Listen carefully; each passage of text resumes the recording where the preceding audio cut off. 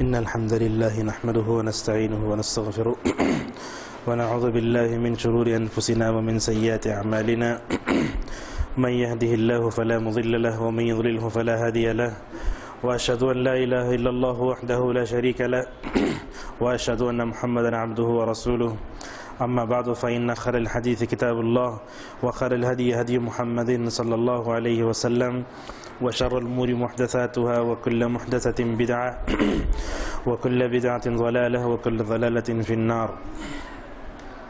أعوذ بالله السميع العليم من الشيطان الرجيم من همزه ونفخه ونفثه. هو الذي بعث في الأميين رسولا منهم يتلو عليهم آياته ويزكيهم ويعلمهم الكتاب والحكمة وإن كانوا من قبل لفي ضلال مبين. وجاء في مسلم أحمد قول النبي صلی اللہ علیہ وسلم بعثت لأتمم صالح الأخلاق. سب سے پہلے ہم اللہ تبارک و تعالیٰ کا شکریہ ادا کرتے ہیں کہ جس کے ارادے اور اس کی مشیت سے بنگلور کی مشہور مسجد فرقان میں سال کا دوسرا علمی ورکشاپ منعقد ہوا ہے. جیسا کہ اعلانات کے ذریعے آپ تک یہ بات پہنچی ہے کہ آج کا یہ جو ورکشاپ ہے تقریباً بعد نماز عصر تا مغرب، اس کا موضوع ہے تربیت کا سلفی منہج. یہ عنوان بہت اہم ہے. ہم جو ہے اس کے ایک ایک عنصر کو لے کر آپ کے سامنے بحث کریں گے. آج کے درس میں ہم کیا سیکھیں گے اور کن عناصر پر گفتگو کریں گے وہ ایک ایک میں آپ کے سامنے بیان کروں. سب سے پہلے ہم اپنے عنوان کی وضاحت کریں گے کہ ہم جو ہے اس ورکشاپ سے کیا سیکھیں گے، اور اسی طریقے سے آج کا جو موضوع ہے کہ سلف تربیت کا سلفی منہج، اس کی اہمیت کیا ہے، اس کے بارے میں انشاءاللہ 4-5 باتیں آپ کے سامنے آئیں گی. اس کے بعد ہم جو ہے تربیت کی لغوی اصطلاحی تعریف آپ کے سامنے بیان کریں گے. اس کے بعد سلف کا جو لفظ ہے اس کا کیا مطلب ہے اس کو بیان کیا جائے گا. اس کے بعد اور ایک منہج ہے، منہج کا کیا مطلب ہوتا ہے، اور اسی طریقے سے تربیت کے سلفی منہج کے بارے میں کچھ اصول و ضوابط ہیں جن کا لحاظ رکھنا ہمارے لیے ضروری ہے. انشاءاللہ ان اصول و ضوابط پر بھی بحث ہوگی. اور اس کے بعد موجودہ وقت میں مسلم تحریکیں اور تنظیمیں تربیت تو کر رہی ہیں، لیکن اپنی تربیت میں ان سے کیا غلطیاں رونما ہو رہی ہیں، اس کے کیا اسباب ہیں، اور اگر ہم جو ہے تربیت کے سلفی منہج کو اگر ہم جاننا چاہتے ہیں تو ہمیں کن کتابوں کا مطالعہ کرنا ہوگا. انشاءاللہ ان تمام عناصر پر ہم گفتگو کریں گے انشاءاللہ. سب سے پہلے آئیے تربیت کا سلفی منہج. اس میں 3 الفاظ ہیں. پہلے ہے تربیت، اس کے بعد لفظ ہے سلفی، اور تیسرا لفظ ہے منہج. دیکھیے تربیت یہ بہت مشہور لفظ ہے، کثرت سے بولا بھی جاتا ہے، سنا بھی جاتا ہے. سلفی جو لفظ ہے یہ عوام کے درمیان اتنا مشہور نہیں جتنا اہل علم کے درمیان مشہور ہے سلفی لفظ. منہج کا لفظ یہ تو صرف پڑھے لکھے ہی لوگ جانتے ہیں، خصوصاً قرآن و حدیث کی راہ پر چلنے والے جو لوگ ہیں اسی کو جانتے ہیں کہ منہج کیا ہوتا ہے. معزز حاضرین، تربیت کا سلفی منہج یہ جو آپ کے سامنے بیان کیا گیا، اگر ہم دوسرے الفاظ میں اس کو بیان کریں تو یوں کہہ سکتے ہیں کہ تربیت کتاب و سنت کی روشنی میں، یعنی سلفی منہج وہی ہے جو کتاب و سنت ہمارے سامنے رکھتا ہے. تو کتاب و سنت کی روشنی میں تربیت کا کیا طریقہ کار ہونا چاہیے ہم اس کو بیان کریں گے دوسرے الفاظ میں. یا اس کو یوں کہیے کہ سلف صالحین چاہے اپنے بچوں کی تربیت ہو، گھر میں بیوی کی تربیت ہو، بہرحال انسان پیدا ہونے سے لے کر مرنے تک، دوسرے الفاظ میں یوں کہیے کہ آدمی جب ہوش سنبھالتا ہے، بالغ ہوتا ہے، اس وقت کے مرحلے سے لے کر اس کے مرتے دم تک اس کو دنیا میں کیسے زندگی گزارنا چاہیے، یعنی ایسا کہیے کہ مومن کے شب و روز کیسے گزریں، یہی ہے تربیت. تو آئیے موضوع کی اہمیت کو ہم جانتے ہیں کہ اس موضوع کی عصر حاضر میں ضرورت کیوں ہے. سب سے پہلی بات، اس موضوع کو انتخاب کرنے یا یوں کہیے کہ اس موضوع کی اہمیت سب سے پہلے یوں واضح ہوتی ہے، موجودہ دور میں تربیت کا پہلو بہت کمزور ہوتا جا رہا ہے. آج آپ دیکھیں گے دنیا میں جتنی تعلیم گاہیں ہیں وہاں تعلیم تو جی جا رہی ہے لیکن تربیت نہیں ہو رہی ہے. یہ سب سے جو ہے ایک ایسی تل حقیقت ہے جس کو ماننا ہی پڑے گا. جب تک ہم یہ نہیں مانیں گے تب ہم جو ہے تربیت کی طرف توجہ نہیں دے سکتے. تو آج تربیت کا پہلو کمزور ہو رہا ہے، جس کی وجہ سے سب سے بڑا نقصان یہ ہو رہا ہے کہ نئی نسل پوری طرح تباہ و برباد ہو رہی ہے. آج کے جو چھوٹے ہیں وہ کل کے بڑے ہیں. اگر ہم نے ان بچوں کی صحیح تربیت نہیں کی تو بھلا بتائیے کہ کل اگر وہ عورت ہے تو قوم کو کیسے بچہ دے گی، کیسے نسل دے گی وہ، اگر تربیت کا پہلو کمزور ہو جائے.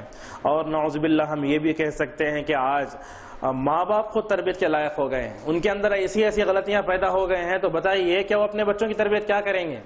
تو عصر حاضر میں تربیت کا پہلو کمزور ہونے کی وجہ سے نئی نسل میں ہر طرح کا انحراف، بگاڑ جو پیدا ہو رہا ہے، اس بگاڑ کو دور کرنے کے لیے ہم ضروری ہے کہ اس طرح کے عنوان کے ورکشاپ چلائیں. اور اسی طریقے سے دوسری بات، آج تربیت کے نام سے امت میں بہت کچھ ہو رہا ہے، لیکن امت جب تک تربیت کے صحیح طور طریقے کو نہیں جانتی وہ اپنی کوشش میں کامیاب ہو نہیں سکتی.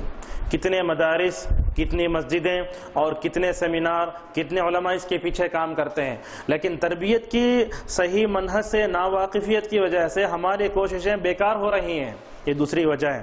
اور اسی طریقے سے ہم دیکھتے ہیں کہ تربیت کی جب بات آتی ہے تو ہمیں چاہیے کہ ہم سلف کے مثالوں پر غور کریں. نبی کیسے تھے صلی اللہ علیہ وسلم، اور اسی طریقے سے صحابہ صحابیات کیسے تھے، اللہ کے نبی نے ان کی تربیت کیسے فرمائی. اگر ہماری موجودہ نئی نسل، آج ہم دیکھتے ہیں کہ آج کی نئی نسل صحابہ صحابیات کو نمونہ بنانے کے لیے ظاہری طور پر تیار ہی نہیں ہے. آج کے جو کھلاڑی ہوتے ہیں، فلمی ناچ گانے والے، کہ ایسے لوگوں کو آج کی نئی نسل پسند کر رہی ہے. صحابہ صحابیات کی محبت یا ان کو آئیڈیل بنانے کے بارے میں جو ان کے اندر سوچ ہونی چاہیے، اس سوچ کو دشمن نے بدل دیا ہے. تو تربیت میں جب تک ہم سلف کی مثالوں کو اپنے ذہنوں میں نہیں بٹھاتے اس وقت تک ہم جو ہے اچھی تربیت نہیں کر سکتے. اور اسی طریقے سے اس عنوان کی اہمیت اس سے بھی واضح ہوتی ہے کہ تربیت میں سلفی منہج کو نہ اپنانے کی وجہ سے محنتیں رنگ نہیں لا رہی ہیں. آج دیکھیے مدارس تو ہیں، طلبہ و طالبات کی تربیت کا جو ہے نام تو لیا جاتا ہے، لیکن صحیح منہج ان کو نہیں مل رہا ہے کہ تربیت کیسی ہونی چاہیے. لہٰذا جب امت تربیت کے سلفی منہج کو اپنا لے گی تو ہم سمجھتے ہیں کہ آج کا جو پیسہ اور آج افرادی قوت اور اس کے پیچھے جتنی چیزیں کام کر رہی ہیں، اگر یہ محنتیں اگر رنگ لائیں گی تو ہم سمجھیں گے کہ تربیت کا صحیح منہج امت کو سمجھ میں آ گیا ہے. تو اور اسی طریقے سے اللہ کے نبی صلی اللہ علیہ وسلم نے یہ بھی فرمایا، کلکم راع وکلکم مسئول عن رعیتہ. آپ نے کہا کہ تم میں سے ہر ایک آدمی ذمہ دار ہے اور قیامت کے دن اس کے ماتحت کے بارے میں اس کو پوچھا جائے گا. اس حدیث کا سب سے بڑا تقاضا یہ ہے کہ اساتذہ اپنے طلبہ و طالبات کی تربیت کے بارے میں سوچیں. اسی طریقے سے ماں باپ کو چاہیے کہ وہ اپنے بچوں کی تربیت کے بارے میں سوچیں اگر ماں باپ نے اپنے بچوں کی تربیت پر زور نہیں دیا. اسی طریقے سے اساتذہ اور معلمات نے جو ہے اپنے طلبہ و طالبات کی جو ہے تربیت کا بیڑا نہیں اٹھائے تو بھلا بتائیے کل اللہ تبارک و تعالیٰ کے سامنے کیا جواب دیں گے. بخاری کی حدیث میں اتنا آیا، اللہ کے نبی صلی اللہ علیہ وسلم نے فرمایا کہ میری امت میں سے اگر کوئی آدمی ذمہ دار بنتا ہے، وہ خیانت کرتا ہے، کبھی ان کے بارے میں اچھی سوچ نہیں سوچتا، ان کی خیر خواہی نہیں چاہتا، تو اللہ کے نبی نے فرمایا اس کے اوپر جنت حرام ہے. تو بھلا بتائیے اگر ہم ماں باپ ہونے کی حیثیت سے اپنے بچوں کی اور اپنے ماتحتوں کی صحیح تربیت نہیں کر پائیں گے تو کل اللہ تبارک و تعالیٰ کے سامنے ہم کو جواب دہ ہونا پڑے گا. تو یہ احساس بھی ہم سے تقاضا کرتا ہے کہ ہم تربیت کے سلفی منہج کو جانیں. تو یہ موضوع کی اہمیت سے متعلق ہم آپ کے سامنے بتانا چاہتے تھے. اب آئیے تربیت کی تعریف جانتے ہیں. تربیت کی کیا تعریف ہے؟ جب آپ دیکھیں گے تربیت، اہل علم کہتے ہیں کہ رب یربی تربیتاً، یہ مصدر ہے ثلاثی مزید فی کا. لغت میں اس کے جو ہے 4 معنی آتے ہیں. تربیت کا جو لفظ ہے اگر آپ اس میں دیکھیں گے 4 معنی اس کے اندر آئیں گے. کیا کیا آئیں گے؟ سب سے پہلے اس کے اندر بڑھوتری اور زیادتی کا معنی آئے گا. جیسے ربا کا لفظ ہے، اسی سے بنا ہے تربیت. تو کہا تربیت کا سب سے پہلا معنی بڑھوتری کا اور زیادتی کا آتا ہے، جیسا کہ اللہ تبارک و تعالیٰ نے سورہ حج کی آیت نمبر 5 میں کہا وربت. ربت کا معنی بڑھنا، ایک معنی. اور اسی طریقے سے تربیت کا ایک معنی اصلاح کا بھی آتا ہے. حضرت شعیب علیہ السلام اپنی قوم سے کہتے ہیں ان اريد الا الاصلاح ما استطعت. اصلاح کا معنی یہاں تربیت کا ہے۔ اللہ تبارک و تعالیٰ نے دنیا میں ہر نبی کو مربی بنا کر بھیجا، چنانچہ حضرت شعیب علیہ السلام اپنی قوم سے کہتے ہیں میں اللہ تعالیٰ کی جانب سے تمہارے لیے تربیت کرنے کے لیے آیا ہوں، مربی بن کر آیا ہوں، اور تمہاری تربیت کرنا میری ذمہ داری ہے۔ تو یہاں اصلاح کا معنی تربیت کا ہے۔ اسی طریقے سے تربیت کا تیسرا معنی حکمت کا، علم کا، تعلیم کا آتا ہے۔ حکمت، علم، تعلیم۔ چنانچہ اللہ تبارک و تعالیٰ نے سورہ آل عمران کی آیت نمبر 79 میں کہا وَلَكِنْ كُونُوا رَبَّانِيِّينَ بِمَا كُنْتُمْ تُعَلِّمُونَ الْكِتَابَ وَبِمَا كُنْتُمْ تَدْرُسُونَ۔ چوتھا معنی تربیت کا، چوتھا معنی نگرانی کا بھی آتا ہے۔ جس دیکھیے سورہ بنی اسرائیل میں یہ دعا سکھائی گئی مومنوں کو کہ بچے اپنے ماں باپ کے حق میں دعا کریں، رب ارحمہما کما ربیانی صغیرا۔ تو یہ ربیانی کا مطلب یہ ہے کہ اے میرے پروردگار تو میرے والدین پر ویسے ہی رحم کر جیسا کہ انہوں نے بچپن میں میری نگرانی فرمائی۔ تو تربیت کا یہ چوتھا معنی ہے۔ تو ہم سمجھتے ہیں کہ یہ تربیت کے 4 معنی آپ کو سمجھ میں آگے ہوں گے۔ 4 معنی ہیں۔ سب سے پہلا معنی بڑھوتری اور زیادتی کا، دوسرا معنی اصلاح کا، تیسرا معنی حکمت کا، علم و تعلیم کا، اور چوتھا معنی نگرانی کا، بڑھنا۔ جیسے ہم نے کہا ربا بڑھتا ہے وہ۔ اس کے بعد ہم آپ آج کے عنوان میں ایک لفظ ہے سلفی۔ کچھ لوگ اس کو سلفی کہتے ہیں، غلط ہے۔ لام کے فتح سے کہیں آپ سلفی، سلفی، اس کا نطق اور پروننسیشن وہ صحیح ہونا چاہیے۔ سلفی لفظ ہے، سلفی نہیں بولیں گے، سلفی۔ تو یہ سلفی کیا ہے، اس کی بہت اہم ضرورت ہے موجودہ دور کو، اس لفظ کی بھی اور اس لفظ کے استعمال کی بھی۔ اور انشاءاللہ آئندہ 2 اکتوبر کو اسی مسجد میں ایک ورکشاپ اسی عنوان سے ہونے والا ہے کہ کیا کوئی آدمی اپنے آپ کو مسلمان کہے یا اہل الحدیث کہے یا سلفی کہے، اس کی ضرورت ہے کیا؟ انشاءاللہ فضیلت الشیخ عبدالحسیب عمری مدنی حفظہ اللہ اس موضوع پر جو ہے آپ کے سامنے گفتگو کریں گے۔ تو اس عنوان سے کئی چیزیں آئیں گی سلف سے متعلق۔ اب بس میں سلف کا لفظ جب بھی آتا ہے تو اس سے مراد کون، اس کا لغوی اور اصطلاحی معنی کیا مراد ہے، اتنا ہلکا سا تعارف میں آپ کے سامنے دینا چاہوں گا۔ کہتے ہیں سلفی، اصل یہ سلفہ سے نکلا ہے۔ سلفہ کے معنی گزر جانے کے ہیں، لہذا لغت میں اس کا مطلب یہ ہے ہر وہ چیز جو گزر چکی۔ اب سلف کا معنی کیا ہوا، اس سے مراد گزری ہوئی جماعت۔ سلف کا معنی گزرے ہوئے، اور اس کے بعد سلف کا معنی گزری ہوئی جماعت۔ جیسے ہم کہتے ہیں ہمارے آبا و اجداد، یعنی ہمارے دادا پردادا ننیال ددیال، اگر لغت کے اعتبار سے دیکھا جائے تو وہ بھی سلفی میں سے آئیں گے، لغت کے اعتبار سے، شرعی اور اصطلاحی اعتبار سے نہیں۔ یہاں بہت اہم نقطہ ہے جو آپ کو سمجھیں، گزری ہوئی جماعت کا مطلب کیا ہوا، ہمارے آبا و اجداد جو گزر چکے، لغت کے اعتبار سے دیکھا جائے تو وہ بھی سلفہ میں آئیں گے، یعنی گزر چکے ہیں۔ لیکن شرعی اور اصطلاحی معنی میں کیا مراد ہے، کہا اس کی تعریف کرتے ہوئے عبداللہ بن عبد الحمید الاثری رحمہ اللہ نے کیا کہتے ہیں اس کی تعریف میں، کہتے ہیں اسلام کے ابتدائی دور کے مسلمان کو سلف کہا جاتا ہے، یعنی اللہ کے نبی صلی اللہ علیہ وسلم اور صحابہ، یہ تو اسلام کے ابتدائی دور کے مسلمان تھے۔ دوسرے الفاظ میں یوں کہیے سابقین اولین، یعنی پہلے مسلمان ہونے والے۔ تو اسلام کے ابتدائی دور کے مسلمانوں کو سلف صالحین کہا جاتا ہے۔ رسول اللہ صلی اللہ علیہ وسلم، صحابہ اور تابعین اعظام اس امت کے سلف ہیں۔ سلف کا مطلب اللہ کے نبی بھی اس میں آئے، رسول صلی اللہ علیہ وسلم، صحابہ کرام، تابعین سلف میں سے آئے۔ اور کہا ہر وہ شخص جو اس چیز کی طرف دعوت دے جس کی طرف رسول اور اصحاب رسول نے دعوت دی ہے، وہ بھی سلف کے طریقے پر ہیں۔ یعنی رسول صلی اللہ علیہ وسلم سلفیوں کے امام ہیں، سلفیوں کے امام اللہ کے نبی صلی اللہ علیہ وسلم۔ اور سلف میں سب سے پہلے صحابہ آئیں گے، اس کے بعد تابعین آئیں گے، اور اللہ کے نبی صلی اللہ علیہ وسلم اور آپ کے صحابہ نے جس چیز کی طرف دنیا میں دعوت دی اس کی طرف بلانے والا ہر شخص، ہر تحریک سلفی کہلائے گی۔ یہ جو ہے سلفی کی تعریف ہے۔ سلف کے امام اللہ کے نبی صلی اللہ علیہ وسلم ہیں۔ چنانچہ اللہ تبارک و تعالیٰ نے قرآن کی کئی آیتوں میں کہا یا ایھا الذین آمنوا اطیعوا اللہ، کہا تم اللہ کی اطاعت کرو اور رسول کی اطاعت کرو۔ تو سلف کے امام اللہ کے نبی صلی اللہ علیہ وسلم ہیں۔ تو سمجھ میں آیا سلف کا تعریف کرتے ہوئے صالح فوزان اپنی جگہ فرماتے ہیں سلف سے مراد اللہ کے نبی صلی اللہ علیہ وسلم، صحابہ کرام، تابعین، تبع تابعین، اور انہی کے نقش قدم پر چلنے والے زندگی کے ہر میدان میں. کسی ایک میدان میں اپنے آپ کو مستثنی نہیں کر سکتے، بلکہ زندگی کے ہر میدان میں ان کی جو بھی پیروی کرے گا وہ سلفی کہلائے گا. یہ سلفی کی تعریف ہے. اس کے بعد اور ایک لفظ ہمارے اس میں آیا، منہج. یہ منہج کا کیا مطلب ہے؟ تو کہا منہج اصل میں یہ نہج سے نکلا ہے، جس کے معنی راستہ چلنے کے ہیں. اس کی تعریف کرتے ہوئے علماء کہتے ہیں، هو الطريق الذي يبين به احکام اللہ فی العبادات العلمیہ والعملیہ وفی المعاملة بین الناس. مطلب کیا سمجھ میں آیا؟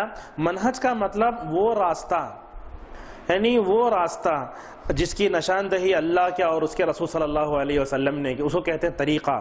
یعنی اللہ اور اس کے رسول صلی اللہ علیہ وسلم نے عبادات سے لے کر، عقائد سے لے کر، معاملات سے لے کر زندگی گزارنے کا جو طریقہ بتایا، اس کو کہتے ہیں منہج. لہٰذا ان تمام چیزوں کو اپنے ذہن میں رکھیں، اور آگے جو چیز پڑھیں گے انشاءاللہ ہم کو چیز سمجھ میں آئے گی.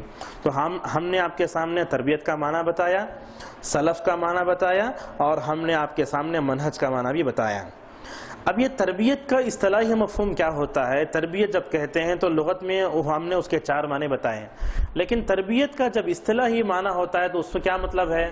ہم کہتے ہیں تربیت اولاد، تربیت، اس کا مطلب کیا ہوتا ہے؟ تو کہا تربیت کا مطلب کیا ہوتا ہے. لہٰذا 2 تعریفیں ہم آپ کے سامنے رکھیں گے.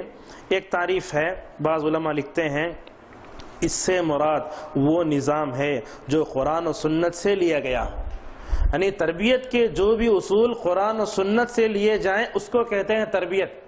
تو کہا اس سے مراد وہ نظام ہے جو قرآن و سنت سے لیا گیا ہو، جو بندے مومن کی رہنمائی کرے زندگی کے ہر میدان میں، یعنی پیدا ہونے سے لے کر مرتے دم تک آپ کو دنیا میں زندگی کیسے گزارنا ہے، عبادت کیسے کرنی ہے، آپ کو جو ہے عقائد میں کیسے رہنا ہے، یہ جو طریقہ قرآن بتاتا ہے زندگی کے ہر میدان میں، اس کو کہتے ہیں تربیت. تربیت کا مقصد کیا ہوتا ہے؟ مقصد یہ ہوتا ہے کہ بندے کی دنیا اور آخرت دونوں سنور جائے. یہ تربیت کا مقصد ہے. بعض علماء نے کہا تربیت کی اصطلاحی تعریف یہ ہے کہ بندوں کو توحید کی طرف بلایا جائے، اور اسی طریقے سے اس میں یہ بھی آتا ہے کہ اللہ اور اس کے رسول صلی اللہ علیہ وسلم نے، صحابہ کرام اور تابعین نے، سلف صالحین نے جیسے صاف و شفاف اسلام ہم کو دیا، اس اسلام پر چلیں. آج ہم دیکھتے ہیں کہ اسلام کی نوعیت ہی بدل گئی ہے. آج 2 باتیں اپنے ذہن میں ہمیشہ رکھنا ہوگا. اسلام ایک مذہب ہے، مسلمان ایک قوم ہے. مسلمان اس کو کہتے ہیں جو اسلام کو ماننے والے ہوتے ہیں. لہٰذا اسلام کی تعلیم ایک ہے، مسلمانوں کا عمل الگ ہے. کچھ لوگ کیا کرتے ہیں، مسلمانوں کی بدعملی کو اسلام کا نام دیتے ہیں. جب بھی مسلمانوں کی طرف سے کوئی انفرادی کوششیں ہو گئیں، کوئی غلط کام ہو گئی، تو چنانچہ مذہب پہ حملہ کرتے ہیں. لہٰذا ہم دیکھتے ہیں کہ مسلمانوں میں سے کچھ ایسے ذہن کے بھی ہیں جو نعوذ باللہ داعش میں چلے گئے ہیں، دہشت گردانہ کارروائیوں میں ملوث ہیں. تو ہم کہیں گے کہ ایک مسلمان کی نااہلی اور اس کی بے وقوفی کی وجہ سے سارے اسلام کو آپ گالی نہیں دے سکتے. ہم لوگوں سے پوچھنا چاہتے ہیں، اگر غیر مذہب کا کوئی آدمی کوئی غلطی کر دے تو ہم اسے انفرادی غلطی سمجھتے ہیں اور اس کو کسی مذہب سے نہیں جوڑتے. لیکن بڑی مصیبت ہے ہمارے ملک کی کہیے، پورے عالم اسلام کی کہیے، جب بھی کوئی مسلمان کوئی غلطی کرتا ہے تو سب سے پہلے اس کو مذہب کے ساتھ جوڑ کے مذہب کو بدنام کرنے کی کوشش کی جاتی ہے. یہ بالکل غلط ہے چیزیں. تو سمجھ میں آیا، ہم نے کہا توحید کی تربیت کرنا، اور اسی طریقے سے اسلام جو اللہ کے نبی صلی اللہ علیہ وسلم کے زمانے میں تھا، وہ صاف و شفاف اسلام، اس پہ عمل کرنا اور ایسی تربیت کرنا بچپن سے لے کر مرتے دم تک. اور اس درمیان میں تربیت کا یہ معنی بھی ہوگا کہ دشمنان اسلام مسلمانوں کو ناکارہ کرنے کے لیے جو بھی پروگرام بنائیں گے اس سے اپنے آپ کو بچانا، یہ بھی تربیت ہے. آج ہم دیکھتے ہیں کہ ہماری نوجوانوں کو اور ہماری عورتوں کو راہ راست سے ہٹانے، ان کی عقائد میں خرابیاں پیدا کرنے اور جو ہے ان اسلام کے بارے میں شکوک و شبہات پیدا کرنے کے لیے کتنی کوششیں کی جاتی ہیں. لیکن اگر مسلمان تربیت کے اعتبار سے پختہ ہو تو وہ حالات کا ڈٹ کر مقابلہ کر سکتا ہے. تو آج ہم دیکھتے ہیں کہ تربیت کے باب میں ہماری کمزوری ہونے کی وجہ سے دشمنان اسلام اپنے چالوں میں پوری طرح کامیاب ہو رہے ہیں اور ان ان کی چالیں اور مکاریاں پوری طرح ہمارے اوپر اثر انداز ہو رہی ہیں. اس کا کیا وجہ ہے؟ اس لیے کہ تربیت کا پہلو امت میں کمزور ہو گیا ہے. معزز حاضرین، اب آئیے تربیت کا حکم کیا ہے. یہ بھی ایک چھوٹی سی ایک بات ہے، وہ بھی میں آپ کے سامنے رکھوں گا. علماء لکھتے ہیں کہ تربیت کرنا واجب ہے. جیسے نماز پڑھنا آپ کے لیے واجب ہے، اسی طریقے سے ماں باپ کو چاہیے کہ وہ اپنے بچوں کی تربیت کریں. کیوں؟ اس لیے کہ اللہ تبارک و تعالیٰ نے سورہ تحریم کی اس آیت میں فرمایا یا ایھا الذین آمنوا قوا انفسکم واہلیکم نارا. کہا اے ایمان والو، تم اپنے آپ کو اور اپنے گھر والوں کو دوزخ کی آگ سے بچاؤ. اس آیت کا کیا مطلب ہوا؟ اگر ہم نے والدین ہونے کی حیثیت سے اپنے بیوی بچوں کی صحیح تربیت کی، تب چل کر ہم بھی اور اپنے اہل و عیال کو ہم جہنم سے بچا سکتے ہیں. اور جہنم سے بچانے کی صورت کیا ہوگی؟ جہنم سے بچانے کی صورت یہ ہوگی کہ ہم ان کی دینی تربیت کر سکیں. حضرت علی رضی اللہ عنہ نے اس آیت کی شرح میں کہا کہ اپنے آپ کو اور اپنے گھر والوں کو دوزخ سے بچانے کا مطلب یہ ہے کہ ان کو علم سکھایا جائے اور ان کو ادب سکھایا جائے. جب آپ ان کو علم سکھائیں گے، ادب سکھائیں گے، تب چل کر آپ اپنے آپ کو اور اپنے گھر والوں کو دوزخ سے بچا سکتے ہیں. تو اس آیت سے استدلال کرتے ہوئے علماء نے کہا کہ تربیت کرنا واجب ہے. اگر ہم نے جیسے نمازوں میں کوتاہی کی اور دوسرے فرائض و واجبات میں ہم نے کوتاہی کی، اور اسی طریقے سے ہم نے اپنے بچوں کی تربیت میں کوتاہی کی، تو ہم یہ گناہ کر رہے ہیں، اور اس گناہ کی سزا ہم کو دنیا میں بھی بھگتنا پڑے گا اور آخرت میں بھی اس کی جواب دہی اللہ تبارک و تعالیٰ کے سامنے ہوگی. معزز حاضرین، سلفی تربیت کے کچھ اصول و ضوابط، اس کا سلسلہ یہاں سے شروع ہو رہا ہے. جب ہم سلفی تربیت کہتے ہیں تو ہمیں سلفی تربیت میں کچھ اصول ایسے نظر آتے ہیں جن اصول و ضوابط کی رعایت ہر مربی کو کرنا چاہیے. یہ صرف عوام الناس کی بات تک نہیں ہے، بلکہ علماء کو بھی چاہیے، دعات کو بھی چاہیے، چاہے وہ بڑے سے بڑا انسانی کیوں نہ ہو، چھوٹے سے چھوٹا انسانی کیوں نہ ہو، بس وہ مسلمان کی شکل میں پیدا ہوا ہے، بندہ مومن ہے، تو اس کو چاہیے کہ وہ تربیت کرنے کے لیے ان اصولوں کو اپنائے. یہ ایسے اصول ہیں، ہم اس کو تا دم حیات اپنے دامن سے باندھ کر رکھیں. اگر ان اصولوں میں سے ایک اصول بھی اگر ہم نے اس کو نظر انداز کر دیا تو ہم اپنی تربیت میں کبھی کامیاب نہیں ہوں گے. وہ کیا اصول و ضوابط ہیں؟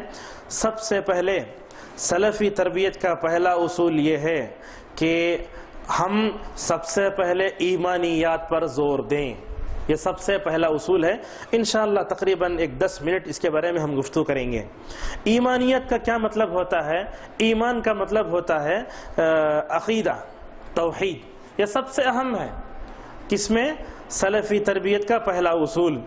چنانچہ حدیث جبرائیل مشہور ہے، اللہ کے نبی صلی اللہ علیہ وسلم کے پاس جبرائیل علیہ السلام آئے. آ کر جبرائیل نے اپنے گھٹنے رسول اللہ کے گھٹنے سے ملا دیے اور آپ کے زانوں پر ہاتھ رکھا اور کہا، کئی سوالات کیے، بتاؤ اسلام کے بارے میں سوال کیا، احسان کے بارے میں سوال کیا. تو جہاں اسلام کے بارے میں سوال کیا تو کہا فاخبرنی عن الایمان، ایمان کے بارے میں مجھے بتاؤ، یعنی ایمانیت کے بارے میں بتاؤ. سوالیہ انداز میں تربیت کا اصول دیکھیے کیسا ہے. اللہ کے نبی صلی اللہ علیہ وسلم کی حدیث میں سوالیہ انداز جب ہوتا ہے تو سامنے والے کے کان کھڑے ہو جاتے ہیں، اس میں کیا کہا جا رہا ہے. تو جبرائیل نے پوچھا فاخبرنی عن الایمان، ایمان کے بارے میں بتاؤ. تو اللہ کے نبی صلی اللہ علیہ وسلم نے ایمان کے 6 ارکان بتائے. فرمایا ان تؤمن باللہ وملائکتہ وکتبہ ورسلہ والیوم الآخر والقدر خیرہ وشرہ. یہ 6 اللہ پر ایمان لانا اور اس کی کتابوں پر، اس کے رسولوں پر، فرشتوں پر، آخرت کے دن پر، اور اسی طریقے سے اچھی اور بری تقدیر پر. یہ حدیث تو جبرائیل کی حدیث ہے. اللہ کے نبی صلی اللہ علیہ وسلم کے پاس سوالات جب ختم ہو گئے، جبرائیل جانے لگے. وہاں عمر فاروق رضی اللہ عنہ موجود تھے. پوچھا عمر فاروق نے، یا رسول اللہ کون آئے تھے یہ؟ تو اللہ کے نبی صلی اللہ علیہ وسلم نے جو جواب دیا وہ اس جواب پر غور کریں. آپ کہا اتاکم جبریل یعلمکم دینکم، کہا جبریل تمہارے پاس آئے تھے دین سکھانے کے لیے. اس حدیث میں اللہ کے نبی نے جتنے بتائے ایمان، اسلام، احسان، ان تمام کے بارے میں کہا کہ یہی دین ہوتا ہے. اور دیکھیں گے آپ اس حدیث میں اللہ کے نبی نے فرمایا کہ دین سکھانے آئے، تو اس کا مطلب یہ سمجھ میں آیا دین جہاں کئی چیزوں کے مجموعے کا نام ہے، سب سے پہلے دین میں عقیدہ ہی آتا ہے، عقیدہ سب سے پہلے آتا ہے دین میں۔ اور خود پہلی وحی میں آپ دیکھیں گے جہاں اللہ کے نبی صلی اللہ علیہ وسلم کو پڑھنے کا حکم دیا گیا، اس میں لفظ رب بھی آیا، اقرأ بسم ربک الذی خلق۔ آپ دیکھیں رب کا لفظ کیا مطلب ہے، اس میں بتایا جا رہا کہ توحید ربوبیت پر تم مکمل طور پر جم جاؤ۔ تو یہ سمجھ میں آیا کہ سب سے پہلے ایمانیات پہ ہم کو زور دینا چاہیے، عقیدے کا باب تربیت میں بہت اہم ہے۔ اللہ پر ایمان لانے کا کیا مطلب ہے، توحید کی 3 قسمیں بندہ جانے، توحید ربوبیت، توحید الوہیت اور توحید اسماء و صفات، یہ توحید کی 3 قسمیں۔ اب یہ توحید کی 3 قسمیں کس نے کی، تو علماء آپس میں جھگڑتے تھے۔ ہم دیکھتے ہیں دوسرے مسلک کے علماء کو، وہ کہتے ہیں توحید کی 3 قسموں کے لیے قرآن و حدیث سے دلیل ہی نہیں ہے، بلکہ مصر کے ایک حنفی عالم جن کا انتقال ہو گیا، زاہد الکوثری، یہ بڑا حنفی مذہب کے بڑے متعصب عالم تھے، وہ کہتے تھے کہ توحید کی ان تقسیم پر دلیل ہی نہیں ہے، چنانچہ اس نے انکار کر دیا اور کہہ دیا کہ توحید کی 3 قسمیں تھی ہی نہیں۔ ہم کہیں گے توحید کی 3 قسمیں، توحید کی 3 قسموں کے دلائل قرآن میں موجود ہے، نام نہیں تھا، نام علماء نے بعد میں دیا ہے، تو توحید کی 3 قسموں کا انکار کرنا یہ صحیح نہیں ہے۔ جو آدمی توحید کی 3 قسموں کا انکار کرتا ہے گویا وہ قرآن کے ان آیات کو جھٹلا رہا ہے جس میں توحید کی 3 قسموں کو بیان کیا گیا ہے۔ اب لہٰذا جب زاہد الکوثری نے توحید کی 3 قسموں کا انکار کیا تو عبد المحسن عباد حفظہ اللہ، مدینہ کے مشہور عالم ہیں، ان کے فرزند عبد الرزاق البدر، انہوں نے کتاب لکھی، اس کتاب کا نام رکھا القول السدید فی من انکر تقسیم التوحید۔ کتاب کا مطلب کیا ہوا، جس نے توحید کی تقسیم کا انکار کیا اس کے اوپر رد کیا۔ تو سمجھ میں آیا توحید کی ان 3 قسموں پر ایمان لانا بندے کے لیے ضروری ہے، خصوصاً ربوبیت تو ہر فطری طور پر ہر ایک کے اندر، الوہیت بہت اہم ہوتی ہے۔ اللہ تبارک و تعالیٰ نے دنیا میں جتنے انبیاء بھیجے ربوبیت طرف بلانے کے لیے نہیں بھیجا، الوہیت کی طرف بلانے کے لیے بھیجا، کہا ما لکم من الہ غیرہ، یعنی کہا کہ تمہارے لیے اللہ تعالیٰ کے علاوہ کوئی معبود نہیں ہے۔ اور توحید الوہیت ایسی ہے بندہ اگر اس کو تسلیم کر لیتا ہے توحید اسماء و صفات خود بخود اس میں آ جاتی ہے، یعنی اللہ تعالیٰ کو آپ اکیلا مان رہے ہیں عبادت میں، اسماء و صفات کے باب میں بھی آپ کو اللہ تعالیٰ کو اکیلا ماننا ہوگا، خود بخود اس میں داخل ہوگے توحید الوہیت کے ضمن میں۔ تو توحید ربوبیت، توحید الوہیت، توحید اسماء و صفات، ان میں ہم اللہ پر ایمان لائیں گے، توحید ربوبیت، الوہیت اور اسماء و صفات۔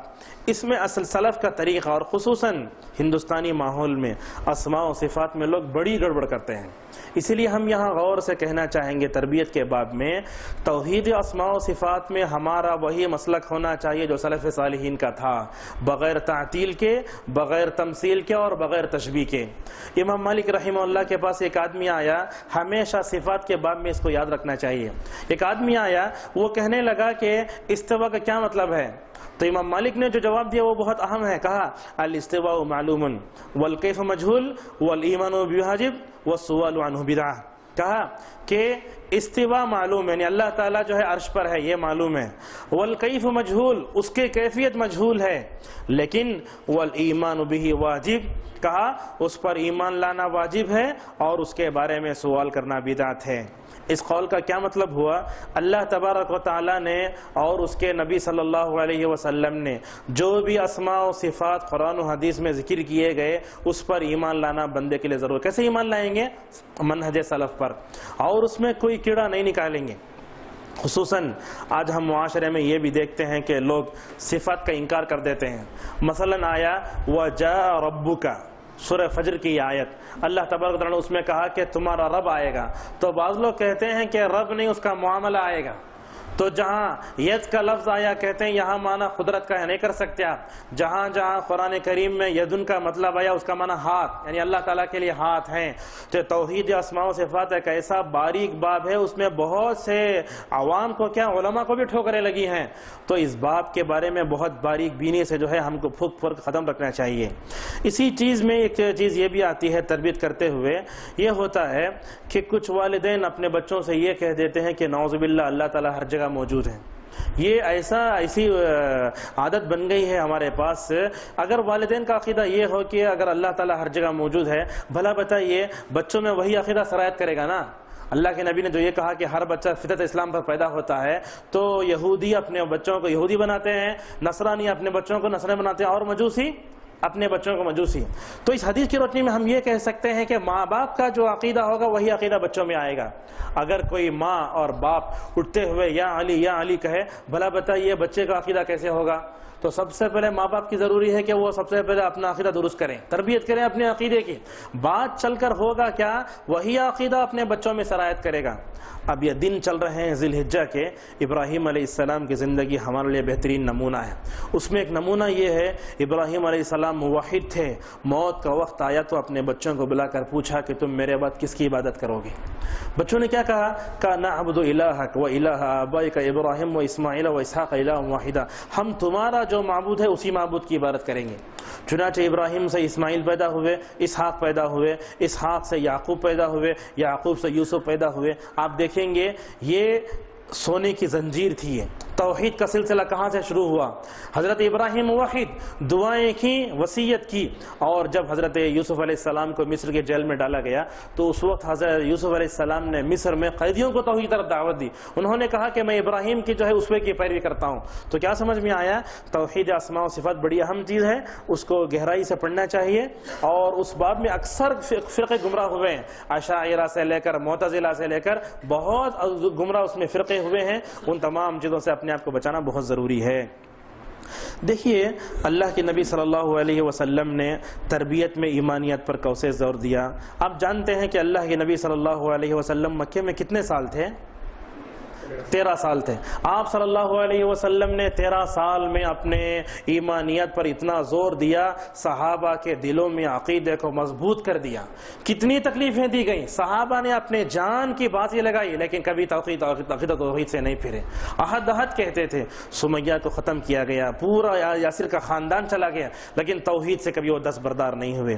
تو چنانچہ اللہ کے نبی صلی اللہ علیہ وسلم نے صحابہ کی تربیت میں سب سے پہلے کس پر زور دیا؟ ایمانیت اور عقیدے پر. جب عقیدے پر آپ زور دیں گے، اللہ تبارک و تعالی عقیدے کی برکت سے آپ میں ایسی استقامت اور جو ہے صبر آپ کے اندر پیدا کرے گا، آپ کے اندر پوری خوبیاں آ جائیں گی. یعنی جتنی خوبیاں ایک بندے کے اندر ہونا چاہیے وہ توحید کی برکت سے مکمل طور پر آ جائیں گی. تو یہ سب سے پہلے ایمانیت پر زور دینا چاہیے. دیکھیے اللہ کے نبی صلی اللہ علیہ وسلم کے زمانے میں ایک معمولی سے لونڈی کا ایمان کیسے ہے. آج بڑے بڑے علماء اس عقیدے کو ماننے کے لیے تیار نہیں ہوتے، لیکن اللہ کے نبی کے زمانے کے لونڈی کا عقیدہ کیسے تھا. حضرت معاویہ بن حکم السلمی رضی اللہ عنہ ایک صحابی ہیں، وہ اپنی لونڈی کی شکایت لے کر اللہ کے نبی صلی اللہ علیہ وسلم کے پاس آتے ہیں. کہتے ہیں یا رسول اللہ، مجھے اپنی لونڈی سے بڑی شکایت ہے. تنخواہ دینے کے معاملے میں کسی اور کا معاملہ نہیں تھا. آپ صلی اللہ علیہ وسلم نے ان کو بلا کر پوچھا کہ ان کو لے کر آؤ میرے پاس. چنانچہ معاویہ گئے اور اپنی لونڈی کو لے کر آئے. لے کر آنے کے بعد اللہ کے نبی صلی اللہ علیہ وسلم نے ان کے کھانے پینے کے بارے میں یا عوض کے بارے میں کوئی سوال نہیں کیا، بلکہ اس لونڈی کے عقیدے کا امتحان لیا. کہا این اللہ، کہا اللہ تعالیٰ کہاں ہے؟ اس نے اشارہ کیا، اشارت الی السماء، اللہ تعالیٰ اوپر ہے. تو اللہ تعالیٰ اوپر ہے. اس لونڈی نے جیسے ہی کہا تو اللہ کے نبی صلی اللہ علیہ وسلم نے معاویہ سے کہا اعتقھا فإنہا مؤمنہ، کہا دیکھو اس کو آزاد کر دو، اس لیے کہ لونڈی اپنے رب پر ایمان رکھ رہی ہے. یہ اللہ کے نبی صلی اللہ علیہ وسلم کے زمانے کے معمولی لونڈی کا یہ عقیدہ. تو اللہ کے نبی کے زمانے میں صحابہ کا عقیدہ کیسے صاف و شفاف رہے گا. اس لیے آپ نے فرمایا کہ میرا زمانہ سب سے بہترین زمانہ ہے. یہ عقیدے کے اعتبار سے سب سے بہترین زمانہ اللہ کے نبی صلی اللہ علیہ وسلم کا. تو یہ سمجھ میں آتا ہے کہ سب سے پہلے ہم کو ایمانیت پر زور دینا چاہیے. تو ایمان باللہ بھی ہونا، ملائکہ و کتب و رسل والیوم الاخر والقدر خیرہ و شرہ. یہاں ایک بات یہ ہے کہ ایمانیات میں ہم نے ایمان باللہ کے بارے میں ہم نے آپ کو تفصیل بتائی. ایمان بالملائکہ فرشتوں پر ایمان، اس کی کتابوں پر ایمان، اس کے رسولوں پر ایمان، اس کا تعلق تربیت سے ہے۔ اللہ تبارک و تعالیٰ نے یہ کتابیں کیوں اتاری؟ انسانوں کی تربیت کے لیے اتاری۔ اللہ تبارک و تعالیٰ نے رسولوں کو کیوں بھیجا؟ انسانوں کی تربیت کے لیے بھیجا۔ تو اللہ تبارک و تعالیٰ نے افراد کی تربیت کے لیے، افراد سازی کے لیے دو کام کیے۔ ایک کام تو یہ ہے کہ اللہ نے رسولوں کو بھیجا، ساتھ میں کتابیں اتاری۔ بعض علماء لکھتے ہیں ان دونوں کے بارے میں کہ کتابوں کے ذریعے تربیت نہیں ہو سکتی، یہ بات تو پکی ہے۔ کتابیں ہماری تربیت نہیں کرتی۔ جب تک ہمارے سامنے کوئی آئیڈیل نہیں آ جاتا اس وقت تک انسان تربیت میں کامیاب ہو نہیں سکتا۔ لہٰذا جو لوگ کتابوں کو پڑھ کر اپنی تربیت کر لیتے ہیں وہ کبھی کامیاب نہیں ہوتے، بہت کم کامیاب ہوتے ہیں۔ لہٰذا اللہ تبارک و تعالیٰ نے تربیت کے باب میں یہ کہا کہ تربیت کے لیے جہاں کتابوں کی ضرورت ہوتی ہے وہیں رسولوں کی بھی ضرورت ہوتی ہے۔ چنانچہ روایتوں میں آیا کہ اللہ تعالیٰ نے لاکھوں کروڑوں انبیاء دنیا میں بھیجے، کیوں؟ انسانوں کی رشد و ہدایت کے لیے۔ وَلَقَدْ بَعَثْنَا فِي كُلِّ أُمَّةٍ رَسُولًا أَنِ اعْبُدُوا اللَّهَ وَاجْتَنِبُوا الطَّاغُوتَ۔ یہ سورہ نحل کے آیت نمبر 36 ہے۔ اس میں بتایا گیا کہ ہم نے رسولوں کو کیوں بھیجا؟ تاکہ دنیا میں توحید کا پیغام عام ہو جائے۔ معزز حاضرین، اللہ کے نبی صلی اللہ علیہ وسلم نے یہ فرمایا کل مولود فطرہ فابواه یحودانہ او ینصرانہ یمجسانہ۔ ہر بچہ فطرت پر پیدا ہوتا ہے۔ آپ نے یہ نہیں کہا کہ ہر بچہ مسلمان پیدا ہوتا ہے، بلکہ کہا فطرت پر۔ سمجھ میں آیا کہ عقیدہ انسان کی فطری ضرورت ہے۔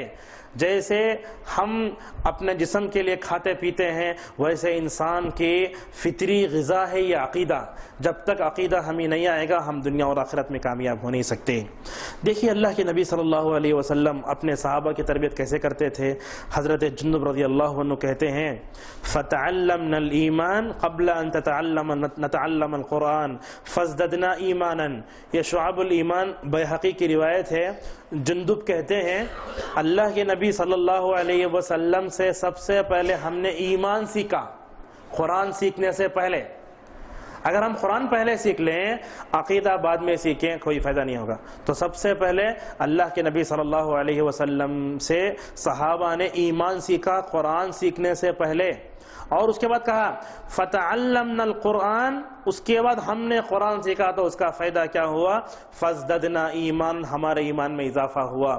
تو اللہ کے نبی اپنے صحابہ کی تربیت کرتے تھے کیسے؟ سب سے پہلے ان کو ایمان سکھاتے تھے۔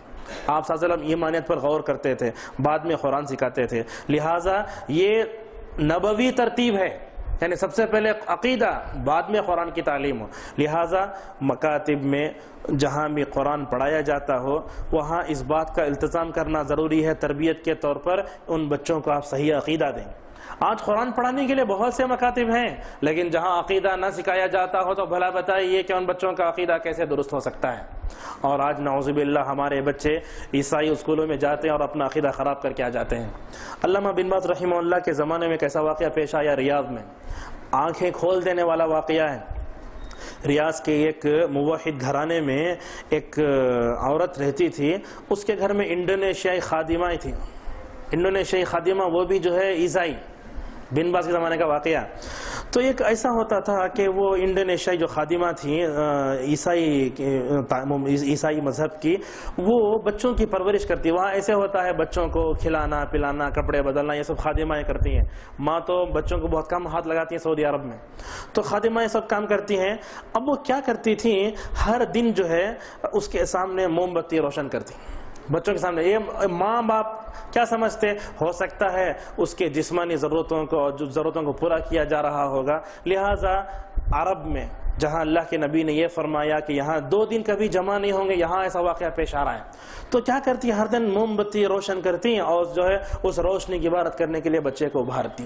ایک تو ایک چیز ہوئی، دوسری چیز یہ کرتی ہر دن سورج جیسے ہی طلوع ہوتا کھڑکی کھول دیتی اور سورج کی پوجا کرنے کے لیے کہتی۔ اب جیسے ہی انڈونیشیائی خادمہ چھٹی کے لیے گھر چلے گئیں تو ماں یہ کہتی ہے کہ میں اپنے بچے کو دیکھتی ہوں کہ میرا بچہ ہر دن موم بتی روشن کر رہا ہے اور اس کی عبادت کر رہا ہے۔ یہ جزیرۃ العرب میں ہونے والا واقعہ۔ اور اسی طریقے سے میں دیکھتی ہوں کہ ہر دن میرا بچہ جاتا ہے کھڑکی کھولتا ہے اور سورج کو دیکھنے لگتا ہے۔ اب دیکھا گیا بعد میں معلوم یہ ہوا کہ یہ سب عیسائی خادمہ کی کرم فرمائیاں ہیں۔ تو یہ عرب میں ایک ایسا واقعہ پیش آ سکتا ہے تو بھلا بتائیے یہ ایسے ملک میں جہاں غیر مسلم اتنے زیادہ پائے جاتے ہیں، یہاں غیر مسلموں کا عقیدہ، تعلیم سب ہے، وندے ماترم سب سکھایا جاتا ہے، ہمارے بچوں کو اگر بھیجا جائے تو ہمارے بچے محفوظ ہو سکتے ہیں؟ نہیں ہو سکتے، نعوذ باللہ۔ اور آج یہ لوگ رجسٹر میرج کی جو مصیبتیں ہمارے معاشرے میں آ رہی ہیں اسی عقیدے کی برائی وجہ سے آ رہی ہیں۔ اگر کسی مسلمان لڑکی کا عقیدہ صحیح ہے تو بھلا بتائیے کہ وہ ایمان کی طہارت رکھتے ہوئے کسی عقیدے کی نجاست رکھنے والے لڑکی سے جا سکتا ہے؟ نہیں جا سکتا، یہ عقیدے کی خرابی سے پیدا ہو رہا ہے۔ تو جب تک ہم نئی نسل کی تربیت اچھی نہیں کرتے ہم اپنی نئی نسل کو بچا نہیں سکتے۔ تو سمجھ میں آیا کہ ہم کو سب سے پہلے ایمانیات پر زور دینا چاہیے۔ تو سلفی تربیت میں سب سے پہلے ہے ایمانیات، یہ سب سے اہم ہے، اس پر جب تک آپ توجہ نہیں دیں گے۔ اگر ہم یہ کہتے ہیں کہ اگر کوئی تربیت کرتا ہے عقیدے کو چھوڑ دیتا ہے، ہم کہیں گے تربیت تو ہو رہی ہے لیکن سلفی تربیت نہیں ہے۔ اگر آپ سلفی تربیت چاہتے ہیں تو عقیدے کو ہر ایک پر مقدم رکھنا ہوگا۔ یہ ایسا متفقہ فیصلہ جسے ہم نے کہا کہ عقیدہ انسان کی فطری ضرورت ہے، اس سے انسان کو راہ فرع کبھی اختیار نہیں کرنا چاہیے۔ دوسرا اصول تربیت کے سلفی منہج میں جو دوسرا اصول ہے وہ ہے عمل، بہت اہم ہے یہ اصول بھی۔ قرآن کریم میں آپ دیکھیں گے اللہ تبارک و تعالیٰ نے ایمان کا تذکرہ جہاں کہیں اکثر مقامات میں فرمایا تو کہا ان الذین آمنوا وعملوا الصالحات، ہر کئی جگہ۔ اور خود والعصر میں کیا کہا؟ والعصر ان الانسان لفی خسر، یعنی انسان خسارے سے اپنے آپ کو بچا سکتا ہے تو چار چیزیں۔ کون سی چار چیزیں؟ سب سے پہلے تو ایمان ہے، اس کے بعد عمل صالح، تیسرا تواصی بالحق اور تواصی بالصبر، یہ چار چیزیں ہیں۔ تو اللہ تبارک و تعالیٰ نے ایمان کے ساتھ عمل صالح کا تذکرہ فرمایا، اور آپ دیکھیں گے ہر نبی دنیا میں جب آیا تو ہر نبی کو اللہ تبارک و تعالیٰ نے عمل میں بہت اونچا اٹھایا۔ آپ نبیوں کی ساری تاریخ پڑھیے، صحابہ کی تاریخ پڑھیے، کبھی ان کے اندر عمل کی کوتاہی نہیں تھی، عمل کے اندر وہ کھڑے تھے۔ کیوں تھے؟ ایمان پختہ تھا، عقیدہ صحیح تھا، فوراً ان کے اندر عمل آ جاتا تھا۔ آج ہم دیکھتے ہیں کہ لوگوں کے اندر عمل کرنے کا جذبہ لیکن عقیدہ ہی نہیں ہے۔ بھلا بتائیے، آگے ذکر کریں گے، عمل کا جذبہ اگر آپ کے اندر آ جائے، اگر ایمان نہ ہو آپ کی عبادت میں وہ لذت نہیں آئے گی جو ایک موحد کی عبادت میں آتی ہے۔ تو عمل بہت ضروری ہے۔ چنانچہ اللہ تبارک و تعالیٰ نے رسولوں کو اس بات کی طرف توجہ دلائی۔ سورۃ المؤمنون میں کہا یا ایھا الرسل کلوا من الطیبات واعملوا صالحا، اللہ نے کہا اے رسولوں کی جماعت تم نیک کام کرو، اور ایک جگہ فرمایا وَقُلِ اعْمَلُوا فَسَيَرَى اللَّهُ عَمَلَكُمْ وَرَسُولُ الْمُؤْمِنُونَ، کہا کہ تم یہ عمل کرو اس لیے کہ تمہارا عمل اللہ بھی دیکھے گا، رسول بھی دیکھیں گے، اور جو ہے مومن بھی دیکھیں گے۔ معزز حاضرین، یاد آپ نے کئی مرتبہ سنی ہوگی هُوَ الَّذِي أَرْسَلَ رَسُولَهُ بِالْهُدَى وَدِينِ الْحَقِّ لِيُظْهِرَهُ عَلَى الدِّينِ كُلِّهِ۔ اس آیت کی شرح میں صالح فوزان نے بڑے نقطے کی بات کہا، هُوَ الَّذِي أَرْسَلَ رَسُولَهُ بِالْهُدَى وَدِينِ الْحَقِّ، یہاں ہدایت کا لفظ آیا اور دین حق کا تذکرہ آیا۔ تو یہاں ہدایت کا کیا معنی اور جو ہے دین حق کا معنی کیا، ہدایت کا معنی کیا؟ وہ کہتے ہیں، کہا کہ هُوَ الَّذِي أَرْسَلَ رَسُولَهُ بِالْهُدَى، ہدا سے مراد نفع دینے والا علم، اور اسی طریقے سے دین حق سے مراد عمل صالح۔ یہاں دونوں چیزیں آ گئی۔ اگر آپ نفع بخش علم حاصل کریں گے آپ کے اندر عمل صالح خود بخود پیدا ہوگا۔ اور اللہ تبارک و تعالیٰ نے اپنے نبی صلی اللہ علیہ وسلم سے سورہ محمد میں کہا فَعْلَمْ أَنَّهُ لَا إِلَهَ إِلَّا اللَّهُ، کہا کہ تم سب سے پہلے عقیدہ کا علم حاصل کرو۔ اللہ کے نبی تو موحدین کے سردار، نبیوں کے سردار، اور آپ جیسا اچھا عقیدہ کسی بھی نہیں آ سکتا دنیا میں رہتے۔ اللہ کے نبی صلی اللہ علیہ وسلم سے کہا جا رہا ہے کہ تم کیا کرو، عقیدے کا علم حاصل کرو۔ اس کا مطلب یہ ہے کہ امت بھی یہاں امت سے بھی خطاب کیا جا رہا ہے کہ آپ جیسے عقیدے کا علم حاصل کریں گے ویسے ہی آپ کی امت کو بھی عقیدے کا علم حاصل کرنا پڑے گا۔ لیکن آج ہم دنیا میں دیکھتے ہیں کہ تربیت کے باب میں ہمارے پاس ہزاروں علوم ہیں لیکن عقیدے کا علم موجود نہیں ہے۔ تو عقیدے کا علم اگر نہیں آئے گا تو بھلا بتائیے دوسرا علم حاصل کر کے فائدہ کیا؟ آدمی کی دنیا اجڑ جائے اور آخرت تباہ و برباد ہو جائے۔ ایسا عقیدہ کا علم ایسا ہے جو بندے کی دنیا ہی بناتا آخرت ہی بناتا ہے، اور آخرت کے سارا ملاحل میں۔ اب دیکھیے بندے کو دفن کے پہلا سوال مر ربک، اگر اس نے عقیدے کے تقاضوں کو پورا نہیں کیا اور عقیدے کا علم حاصل نہیں کیا تو منکر نکیر کے سامنے ہمارا زمین کھل پائے گی؟ نہیں کھل پائے گی۔ تو یہ اہم ہے تربیت کے باب میں، عمل بہت ضروری ہے۔ اور اسی طریقے سے اللہ تبارک و تعالیٰ نے سورۃ الفاتحہ، جس کو ہم تقریباً فرض نمازوں میں 17 مرتبہ پڑھتے ہیں، فجر سے لے کر عشاء تک کی جو رکعت کی تعداد ہے وہ 17 ہے، 17 مرتبہ ہم پڑھتے ہیں اہدنا الصراط المستقیم، پروردگار تو ہمیں سیدھا راستہ دکھا۔ وہ راستہ نہ دکھا جو یہودیوں کا ہے اور کس کا ہے؟ نصارہ کا ہے۔ یہاں ایک بہت اچھی بات کہی صالح فوزان حفظہ اللہ نے کہ اللہ تبارک و تعالیٰ نے کہا المغضوب، یہودی کیا ہے؟ اللہ تعالیٰ کے غصے کا شکار ہوئے۔ وہاں آ کر کہتے ہیں صالح فوزان، کہا کہ کیا کہا؟ کل من عرف الحق ولم يعمل به فهو على طریق الیہود، دنیا میں جو بھی حق کو جانا اس کے مطابق عمل نہیں کیا تو وہ یہودیوں کے راستہ پر جانے کی طرح ہے۔ اور اس کے بعد کہا نصارہ کے بارے میں کیا کہا؟ کل من یعبد اللہ علی طریق غیر صحیح فهو ضال، دنیا میں کوئی بھی غیر صحیح طریقہ نہیں عبادت کا، عبادت غلط طریقے سے انجام دے رہا، کہا وہ گمراہ ہے۔ تو لہٰذا علم ہے لیکن عمل نہیں تھا، کن کے پاس؟ یہودیوں کے پاس۔ نصارہ کے اندر جذبہ عبادت تو تھا لیکن ان کے اندر توحید نہیں تھی، لیکن گمراہ ہوئے۔ اسی لیے علامہ ابن تیمیہ ایک جگہ فرماتے ہیں من عبد اللہ بالحب والخوف والرجاء فهو مومن حقیقی۔ بہت اہم بات ہے، کہا کہ جو بندہ اللہ تعالیٰ کی عبادت کرتا ہے 3 اوصاف کے ساتھ، کیا کیا؟ سب سے پہلے بندے کی عبادت میں اللہ تعالیٰ کی محبت ہونی چاہیے، دوسری چیز ہے خوف، تیسری چیز ہے امید۔ اس کو کہتے ہیں اسلامی عبادت کے 3 ارکان۔ اگر آپ اللہ تعالیٰ کے سامنے کھڑے ہوئے تو سب سے پہلے آپ کو اپنے دل میں اللہ تعالیٰ کی محبت کو بسانا ہوگا۔ دوسری بات یہ ہے اس کے تیار کردہ عذاب اور عقاب اور عتاب سے آپ کو ڈر ہونا، اس کی سزائیں تیار کردہ جہنم، اس کا ڈر آپ کے اندر ہونا چاہیے، اور اسی طریقے سے اس کی تیار کردہ جنت کی امید بھی آپ کے اندر ہونا چاہیے۔ جب آپ کے اندر 3 ہوں گے تو کہا ابن تیمیہ نے جو بندہ خوف کے ساتھ، محبت کے ساتھ اور امید سے اللہ تعالیٰ کی عبادت کرے گا وہی حقیقت میں مومن ہے۔ معزز حاضرین، اب اللہ تبارک و تعالیٰ نے موضوع کا تذکرہ فرمایا، نصارہ تذکرہ فرمایا، یعنی بندہ اہدنا الصراط المستقیم کہہ کر یہ بتانا چاہتا ہے اللہ تبارک و تعالیٰ سے کہ اے پروردگار ہم کو علم دے، ساتھ بھی عمل کی توفیق بھی دے، ہمارے اندر تو جذبہ عبادت پیدا کر لیکن علم سے ہم تیری عبادت کر سکیں۔ تو لہٰذا آج ہم لوگوں کو دیکھتے ہیں کہ ان کے اندر عبادت کا جذبہ لیکن عقیدہ نہیں ہے۔ تو جذبہ عبادت اگر آپ کے اندر ہوگا اور لیکن آپ کے اندر عقیدہ نہیں تو سمجھیں گے آپ گمراہ ہیں شریعت کی نظر میں۔ اسی طریقے سے اب تیسرا جو ضابطہ ہے سلفی تربیت کا،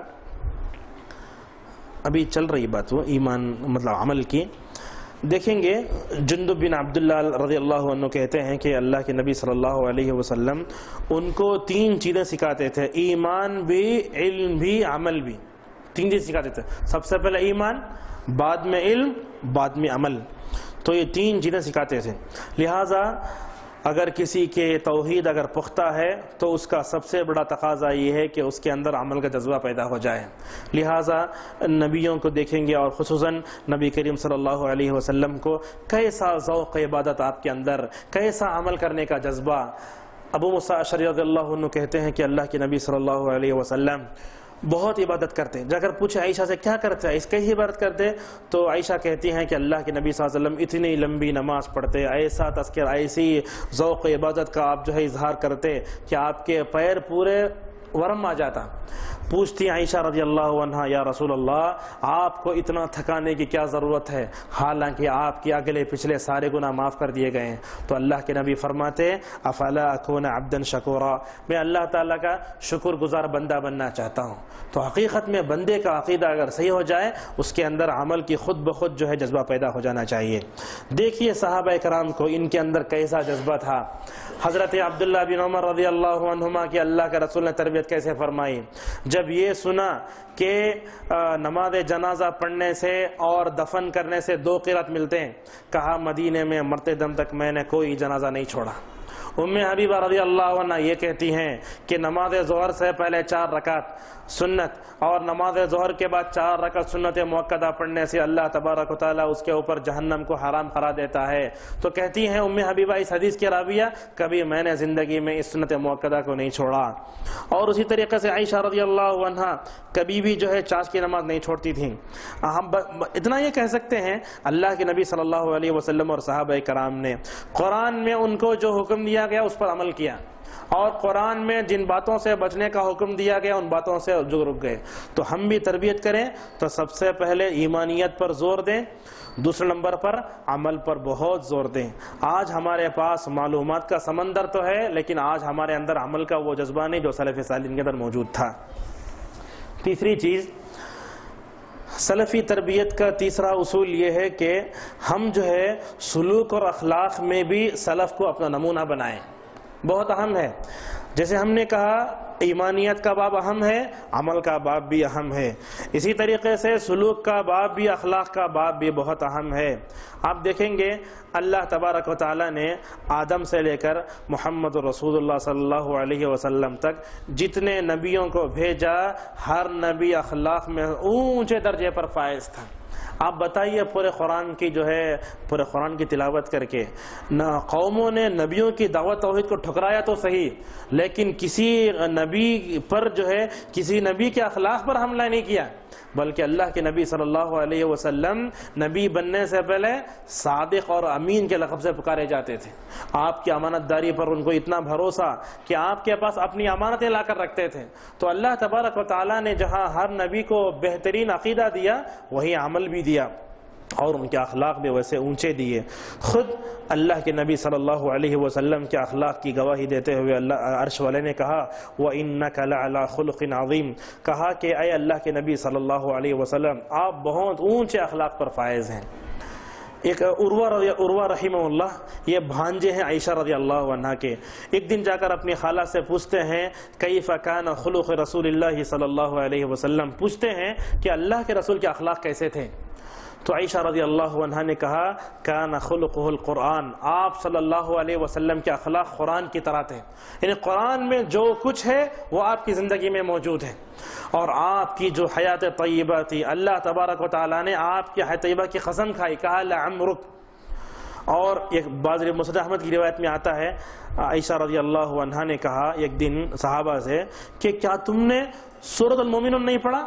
سورۃ المومنون کے شروع میں اللہ تبارک و تعالیٰ نے مومنوں کے اوصاف بیان کیے، وہ پورے اوصاف اللہ کے نبی صلی اللہ علیہ وسلم میں موجود تھے۔ تو آپ صلی اللہ علیہ وسلم کے اخلاق بھی بہت اونچے، آپ کا عقیدہ بھی بہت اونچا تھا۔ اور خود اللہ کے نبی صلی اللہ علیہ وسلم کو دنیا میں کیوں بھیجا گیا تھا؟ دنیا میں کیوں بھیجا گیا؟ اخلاق کو مکمل کرنے کے لیے۔ مسند احمد کی اس روایت میں کہا، جس کو علامہ البانی نے صحیح کہا، بعثت لأتمم صالح الاخلاق، کہا کہ مجھے دنیا میں بھیجا گیا ہے کہ تاکہ میں دنیا میں اچھے اخلاق کو پھیلا سکوں۔ تو چنانچہ اللہ کے نبی صلی اللہ علیہ وسلم نے جہاں غزوات میں جنگیں لڑی، اس سے بڑھ کر آپ صلی اللہ علیہ وسلم نے اپنے اخلاق سے دوسروں کو متاثر کیا۔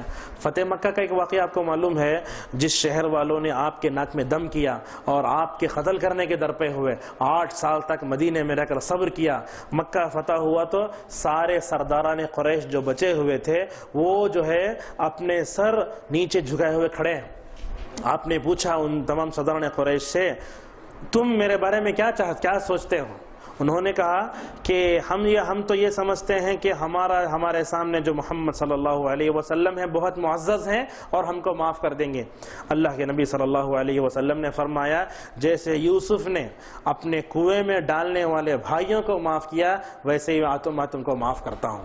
یہ اللہ کے نبی صلی اللہ علیہ وسلم کے اخلاق۔ تو آپ نے جہاں ایمانیت پر زور دیا، عمل پر زور دیا، سلوک اور اخلاق میں بھی آپ صلی اللہ علیہ وسلم نے اپنے صحابہ کی تربیت فرمائی، بلکہ اخلاق میں تو اپنے صحابہ کو اتنا ایسا اونچا اٹھایا کہ یہ صحابہ کرام اخلاق کے باب میں سردار بنے۔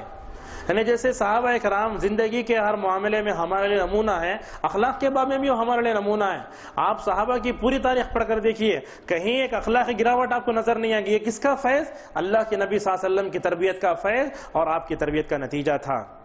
معزز حاضرین، ایک آدمی کے اندر کیسے اچھے اوصاف ہونے چاہیے، ایک 10-15 ہم آپ کے سامنے گنوائیں گے۔ سلف کے اندر کیا اچھے اخلاق ہوتے تھے۔ سب سے پہلے سلف صالحین معاشرے میں بھلائی کا حکم دیتے، برائی سے روکتے تھے۔ یعنی اس امت کو کیوں وجود میں لایا گیا؟ تاکہ معاشرے میں اچھی باتوں کا حکم دے اور برائی سے روکے۔ یہ سب سے پہلا ہے۔ اگر ہم نے اس فریضے کو انجام دیا تو ہم سمجھ رہے ہیں کہ اس کام کو اگر ہم نے اپنے گھروں میں کیا، اپنے مسجدوں میں کیا، اپنے مدارس میں انجام دیا تو یہی تربیت کا سب سے بہترین اسلوب ہے۔ تو سب سے پہلے ہم کو چاہیے کہ ہم اپنے وجود کو سمجھیں، امر بالمعروف اور نہی عن المنکر کے باب میں جو ہے امت جو ہے اس کو سمجھے۔ ایک دوسرا یہ ہے کہ سلف صالحین کے اخلاق میں عمدہ چیز اور ایک ہے دعوت دیتے ہوئے نرمی کا اختیار کرنا۔ بہت اہم ہے یہ سلفی تربیت میں، دعوت کا کام کرتے ہوئے نرمی اختیار کرنا۔ چاہے ہم اصلاح کا کام کریں مسلمانوں کے درمیان میں، چاہے ہم کفار و مشرکین کے سامنے اسلام کی دعوت پیش کریں، ہم کو نرمی کے ساتھ کام کرنا ہوگا۔ اللہ کے نبی صلی اللہ علیہ وسلم نے فرمایا جس چیز میں نرمی ہوتی ہے اسے زینت بخشتی ہے، اور اللہ تبارک و تعالی جس گھر والوں کے ساتھ بھلا کا ارادہ کرتا ہے اللہ تعالیٰ اس میں بھلائی کو داخل کر دیتا ہے۔ چنانچہ سورۃ توبہ کے آخری میں نبی کریم صلی اللہ علیہ وسلم کے بارے میں کہا گیا لقد جاءکم رسول من انفسکم عزیز علیہ ما عنتم حریص علیکم بالمؤمنین رؤوف الرحیم۔ رؤوف کا مطلب رحیم سے بڑھ کر اس میں رحمت کا معنی ہے۔ چنانچہ اللہ کے نبی صلی اللہ علیہ وسلم ہمیشہ کیا کرتے؟ نرمی سے پیش آتے تھے۔ کتنے واقعات ہیں مسجد نبوی میں پیشاب کرنے کا واقعہ۔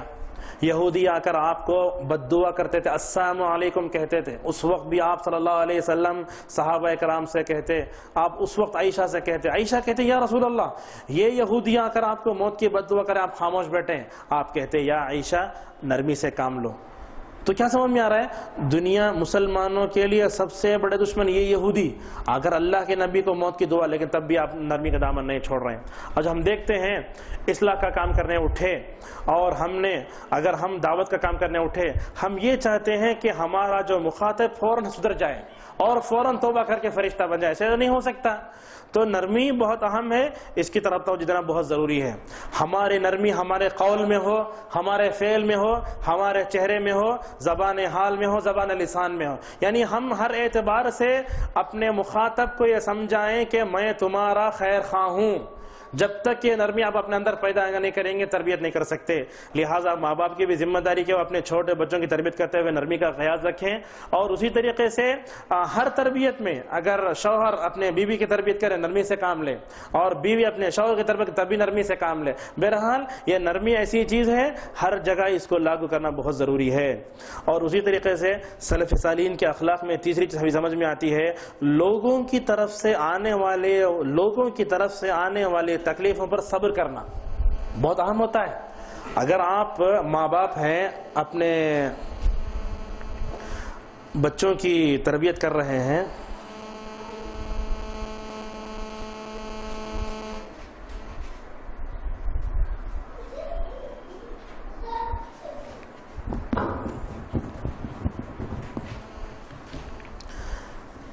اگر ماں باپ جو ہے اپنے بچوں کی تربیت کر رہے ہیں تو ایسے وقت میں بھی جو ہے ان کو نرمی کا دامن چھوڑنا نہیں ہوگا۔ میں نے کہا کہ تیسرا اخلاق یہ ہے کہ لوگوں کی طرف سے آنے والے چیزوں پر صبر کرنا چاہیے۔ آپ دیکھیے حضرت نوح علیہ السلام سے لے کر محمد رسول اللہ صلی اللہ علیہ وسلم تک جتنے انبیاء تشریف لائے، ہر نبی کو تکلیف دی گئی۔ 950 سال تک حضرت نوح علیہ السلام نے جو ہے صبر کا دامن تھامے رہے۔ اللہ کے نبی صلی اللہ علیہ وسلم نے تو اپنی تکلیفوں کو ان الفاظ بیان فرمایا، کہا اللہ تعالیٰ رحم کرے موسیٰ پر، بہت ستایا گیا اللہ کے راستے لیکن صبر کیا، لیکن اللہ کے راستے میں جن تکلیف مجھے دی گئی کسی اور کو نہیں دی گئی۔ نوح علیہ السلام 950 سال تک رہے، اللہ کے نبی کی 23 سالہ زندگی نبوت کے بعد کی، اتنا ستایا گیا کسی اور نبی کو اتنا نہیں ستایا گیا۔ یہ اللہ کے نبی صلی اللہ علیہ وسلم کا صبر۔ اللہ تعالیٰ فرماتا ہے وَدَعْ عَذَاهُمْ، کہتا ہے کہ کفار و مشرکین کوئی بھی آئے تکلیف دے اس پر صبر کرنا چاہیے۔ تو جب تک ہم دشمن کی طرف سے کیا مخلوق کی طرف سے آنے والی تکلیف پر صبر نہیں کرتے ہم تربیت نہیں کر پائیں گے۔ حضرت لقمان علیہ السلام اپنے بیٹے کو نصیحت کرتے ہوئے کیا کہتے ہیں؟ وَاصْبِرْ عَلَى مَا أَصَابَكَ، کہتے ہیں کہ تم کو اپنے اس دعوت میں یا کوئی بھی چیز میں تکلیف ہوتی ہے اس کو صبر کر. اور لقمان کی جو نصیحت ہے بڑی حکیمانہ نصیحت ہے، تو لہٰذا مخلوق کی طرف سے آنے والی چیزوں پر جو ہے صبر کرنا چاہیے. اللہ کے نبی صلی اللہ علیہ وسلم نے ایک صحیح حدیث میں کہا، المؤمن الذی یخالط الناس ویصبر علی اذاہم خیر من الذی لا یخالط الناس ولا یصبر علی اذاہم.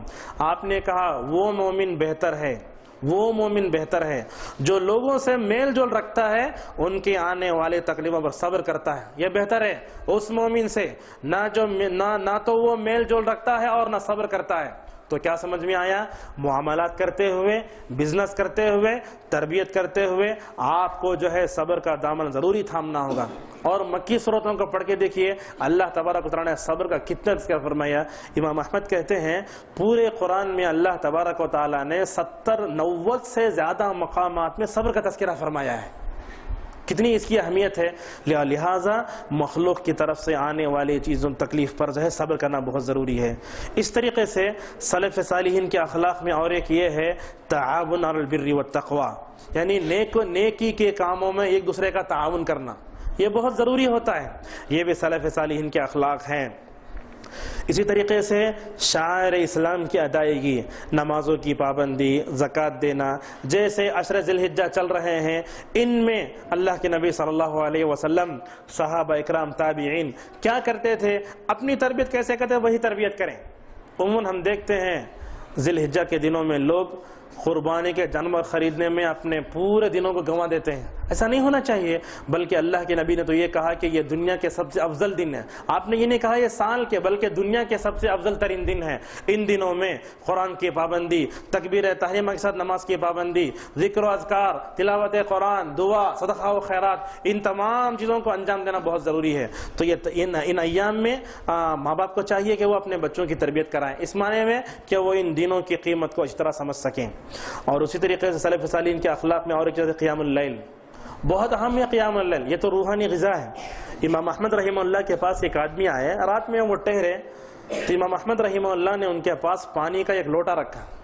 صبح آئی تو دیکھ رہے ہیں کہ وہ پانی ایسے ہی باقی ہے. شاید علم حاصل کرنے آئے تھے. امام احمد نے صبح میں دیکھا تو تعجب کیا یہ پانی ایسے کیوں باقی ہے. تو کہا مجھے بڑا تعجب ہوتا ہے کہ آدمی علم بھی حاصل کرے اور ساتھ میں قیام اللیل کا اہتمام نہ کرے. تو علماء کے لیے تربیت کے بعد میں قیام اللیل کی پابندی بہت ضروری ہے. دیکھیے جامعہ دارالسلام عمر آباد میں الحمدللہ فضیلتین کے طلباء کے لیے قیام اللیل ضروری ہے. ڈاکٹر عبداللہ جلم حفظہ اللہ یہ تو تربیت کے مدیر ہیں عمر آباد میں. یہ تربیت ایسی کرتے ہیں صبح سویرے نماز فجر سے پہلے اپنے گھر سے اٹھ کر آ جاتے ہیں اور فضیلتین کے طلباء کو بیدار کر کے قیام اللیل کے لیے مسجد لے کر چلے جاتے ہیں. تو اگر ہم ہر مدرسے میں یہ اگر ایسا منصوبہ بنائیں گے تو ہم مدارس سے نکلنے والے بچوں کی تربیت اچھی طرح کر سکتے ہیں. اب تربیت ایسی ہوئی تو فائدہ کیا ہوگا؟ فائدہ یہ ہوگا کہ ہم مربی بنا کے نکالیں گے. یعنی مدرسے جو بھی عالم ہوگا ساتھ میں مربی بھی ہوگا، لیکن شرط یہ ہے کہ مدرسے میں تربیت کا اچھی طرح انتظام ہونا چاہیے. اور اسی طریقے سے سلف صالحین کے اخلاق میں یہ ہے کہ بندہ کبھی مایوس نہ ہو. حالات کتنے بگڑتے جا رہے ہیں، دن بدن مسلمانوں پر آزمائشیں آ رہی ہیں، لیکن کبھی بھی جو ہے مسلمان کو مایوس نہیں ہونا چاہیے. دیکھیے اب شام میں سورج غروب ہوتا ہے، دوسرے دن وہی ٹمٹماتا سورج دوبارہ نکلتا ہے. تو ہم کو کیا پیغام دیتا ہے؟ کبھی امید کی کرن سے مایوس نہیں ہونا چاہیے، بلکہ ہمیشہ حالات کو ٹھیک کرنے اور اس کے لیے کرنا چاہیے. خباب بن رضی اللہ عنہ ایک مرتبہ اللہ کے نبی صلی اللہ علیہ وسلم کے پاس آئے اور کہنے لگے یا رسول اللہ ہمارے اوپر تکلیف بہت ہو چکی، آپ دعائیں کرتے نہیں ہمارے لیے. تو اللہ کے نبی صلی اللہ علیہ وسلم کعبۃ اللہ کے پاس دیوال ڈیک لگائے بیٹھے تھے. آپ نے فرمایا کہ تم سے پہلے جو لوگ تھے ان کو تو خینچیوں سے چیر دیا جاتا تھا، تمہارے اوپر وہ تکلیفیں نہیں ہیں جو ان کے اوپر آئیں. تو لہذا سمجھ میں آیا کہ حالات سے مایوس کبھی نہیں ہونا چاہیے. دیکھیے کہ مکے کی 13 سالہ زندگی میں اللہ کے نبی صلی اللہ علیہ وسلم کبھی مایوس نہیں ہوئے. آپ نے اپنی زبان سے کبھی مایوسی کا ایک جملہ بھی آپ نے ارشاد نہیں فرمایا. لیکن آج ہم دیکھتے ہیں امت کے علماء کو، مربیان کو ذرا کام کیے فوراً مایوسی کا شکار ہو گئے. اگر مایوسی آ گئی تو سمجھیے یہی مایوسی انسان کفر تک پہنچاتی ہے. اسی لیے اللہ نے فرمایا لا تقنطوا من رحمت اللہ، اللہ کی رحمت سے کبھی مایوس نہیں ہونا. اور اسی طریقے سے سلف کے اخلاق میں خوف، اللہ کا خوف اپنے اندر پیدا کیجئے، اپنے بچوں میں اللہ کا خوف پیدا کیجئے. اچھے اخلاق اپنے اندر پیدا کرنا۔ ترمذی کی صحیح حدیث میں اللہ کے نبی صلی اللہ علیہ وسلم فرماتے ہیں اکمل المؤمنین ایمانا احسنهم خلقا، آپ نے کہا کہ مومنوں میں سب سے کامل مومن وہ جس کے اخلاق اچھے ہیں۔ علماء سلف اس حدیث کی شرح میں لکھتے ہیں کہ آدمی کا عقیدہ جتنا کامل ہوگا اس کے اخلاق بھی اتنے کامل ہونا چاہیے۔ تو عقیدے کو آپ نے اخلاق سے جوڑ کر بتایا، اور اسی طریقے سے علم و عمل میں اخلاص، دلوں کی نرمی، نفاق سے اجتناب، سوء خاتمہ سے بچنا، غیبت سے رکنا، یہ بھی بہت اہم ہے۔ آج ہم دیکھتے ہیں تربیت کے باب میں ماں باپ اپنے بچوں کے سامنے دوسروں کی غیبت کرتے ہوئے نظر آتے ہیں، تو ان بچوں کے اندر بھی غیبت کرنے کا رجحان پیدا ہوگا۔ لہٰذا ہم اپنی مجلسوں کو ہر طرح کی غیبت سے پاک رکھیں۔ عبداللہ بن مبارک رحمہ اللہ بہت بڑے عالم ہیں، زاہد ہیں، محدث ہیں۔ وہ کیا کرتے تھے؟ صحابہ کے مجلسوں میں جا کے بیٹھتے تھے۔ تابعین ان سے پوچھتے تھے کہ تم کیوں ہماری مجلسوں کو چھوڑ کر صحابہ کے مجلسوں میں بیٹھتے ہیں؟ وہ کہتے تھے ان کے ساتھ اٹھنے بیٹھنے میں علم بھی حاصل ہوتا ہے اور میں اپنے آپ کو غیبت سے بچا بھی سکتا ہوں۔ تو لہٰذا صحابہ کی جو مجلسیں تھیں وہ غیبت سے بڑی پاک ہوا کرتی تھیں۔ ایک مثال دینا چاہوں گا، تو غزوہ تبوک میں کعب بن مالک پہنچ نہیں سکے تھے، پیچھے رہ گئے تھے۔ جب تمام صحابہ اکرام اللہ کے نبی صلی اللہ علیہ وسلم کے ساتھ تبوک پہنچ گئے تو وہاں جا کر آپ نے پوچھا کعب کہاں ہے؟ تو ایک آدمی نے کہا، اس کو جیسے ہم موٹے زبان میں تو اس کو مستی آ گئی ہے، بعض لوگوں نے کہا کہ ان کو فخر و غرور آ گیا، پتہ نہیں کیا کیا کلمات، نازیبہ کلمات کہے۔ حضرت معاذ فوراً کھڑے ہو گئے، یا رسول اللہ یہ جو بات کہہ رہے غلط ہے، دفاع کر رہے ہیں، دیکھیے غیبت ہو رہی ہے، غلط بیان سے کام لیا جا رہا ہے۔ فوراً کھڑے ہو گئے، کہا کعب کے بارے میں یہ جو بات بیان کی جا رہی ہے وہ غلط ہے۔ تو لہٰذا آپ نے یہ فرمایا اگر کوئی آدمی دوسرے مسلمان بھائی کی سرپوشی کرتا ہے اللہ تعالیٰ اس سے سرپوشی کرے گا، اور اسی طریقے سے اگر ہم دوسروں کی عزت سے دفاع کریں گے اللہ تبارک و تعالیٰ قیامت کے دن اس سے جہنم کی آگ کو ہٹا لے گا۔ تو یہ اخلاق اپنے اندر پیدا کریں، غیبت کو بہت کم رکھیں۔ امام بخاری رحمہ اللہ نے کتنی پاکیزہ زندگی گزاری۔ وہ کہا کرتے تھے اللہ تعالیٰ سے مجھے امید ہے کہ میں اللہ تعالیٰ سے ملوں گا تو میں نے مخلوق میں کسی کی غیبت نہیں کی۔ اتنی پاکیزہ زندگی گزارنے والے کو اللہ تعالیٰ نے کیسے علم دیا، امیر المؤمنین فی الحدیث بن کر دنیا سے گئے وہ۔ تو غیبت کو پاک کریں، اور جو ہے خصوصاً عورتوں کے دائرے میں تو غیبت بہت ہوتی ہے، اس سے اجتناب کرنے کی سخت ضرورت ہے۔ یہ گناہ کبیرہ ہے اور اس کی تباہ کاریاں بھی بہت ہیں۔ اور اسی طریقے سے سلف صالحین کے اخلاق میں اور 3 ادب لوگوں نے بیان کیے، کہا حیا ہونا چاہیے، شرم و حیا، اور اس طریقے سے ادب اور سنجیدگی۔ یہ اخلاق اگر ہم اپنے بچوں میں بیویوں پیدا کر لے ہیں تو سمجھیے کہ کیا ہوگا، سلف کے جو اخلاق تھے وہ ہمارے اندر بھی آ جائیں گے۔ اور اسی طریقے سے علامہ ابن القیم رحمہ اللہ فرماتے ہیں کہ اگر آدمی کے اندر شجاعت، عدل اور 2 چیزیں ایسی جو انہوں نے ذکر کی ہیں اگر وہ آ جاتی ہیں تو اس کے اندر ساری بھلائیاں بھی آ سکتی ہیں۔ لہٰذا اخلاق کا باب بہت اہم ہے، تربیت میں اس پر بڑی گہری نظر ہونی چاہیے۔ سلف صالحین تربیت ایسے ہی کرتے تھے۔ سلوک کرنے کی بات جیسے ہم نے کہی کہ سلوک کرنا یہ بھی سلفی تربیت کا ایک اصول ہے۔ چنانچہ اللہ کے نبی صلی اللہ علیہ وسلم نے ابو ذر کی حدیث میں کہا وَخَالِقِ النَّاسَ بِخُلُقٍ حَسَنٍ، کہا کہ لوگوں سے اچھا سلوک کرو۔ جس ملک میں ہم رہتے ہیں یہاں غیر مسلموں کی آبادی بھی بہت ہے۔ ہم جب سلوک کی بات کرتے ہیں تو ہمارے اندر ایک غلط فہمی یہ پیدا ہو جاتی ہے کہ غیر مسلک کے لوگوں کے ساتھ غلط سلوک کریں، یہ ظلم ہے، اور اسی طریقے سے غیر مسلموں کے ساتھ بھی اچھا سلوک کرنا یہ ان کی انسانیت کا حق ہے۔ لہٰذا جو بھی انسان کی شکل میں ہمارے سامنے آئے اس سے اچھا سلوک کرنا چاہیے۔ اللہ کے نبی نے یہ وَخَالِقِ النَّاسِ، آپ نے مومن کا تذکرہ نہیں فرمایا بلکہ کہا لوگوں سے اچھا سلوک کرو۔ تو اچھا سلوک کرنا یہ رسول اللہ صلی اللہ علیہ وسلم کی جو ہے عادت مبارکہ رہی ہے۔ دیکھیے اللہ کے نبی صلی اللہ علیہ وسلم کیسے اچھا سلوک کرتے تھے۔ ہندہ بنت عتبہ یہ ابو سفیان کی بیوی ہیں، اللہ کے نبی صلی اللہ علیہ وسلم کے اوپر ایمان لے آئیں۔ ایک وقت تو ایسا تھا ہندہ سامنے آتی تو رسول اللہ کہتے میرے سامنے مت آؤ، اس لیے کہ تم نے میرے چچا کا کلیجہ چبایا تھا، جب بھی تم میرے سامنے آتی ہو تو مجھے میرے چچا یاد آتے ہیں۔ اللہ کے نبی ایسے فرماتے۔ لیکن ایک وقت ایسا آیا اللہ تبارک و تعالیٰ نے ہندا کو ایمان کی دولت سے مالا مال فرمایا.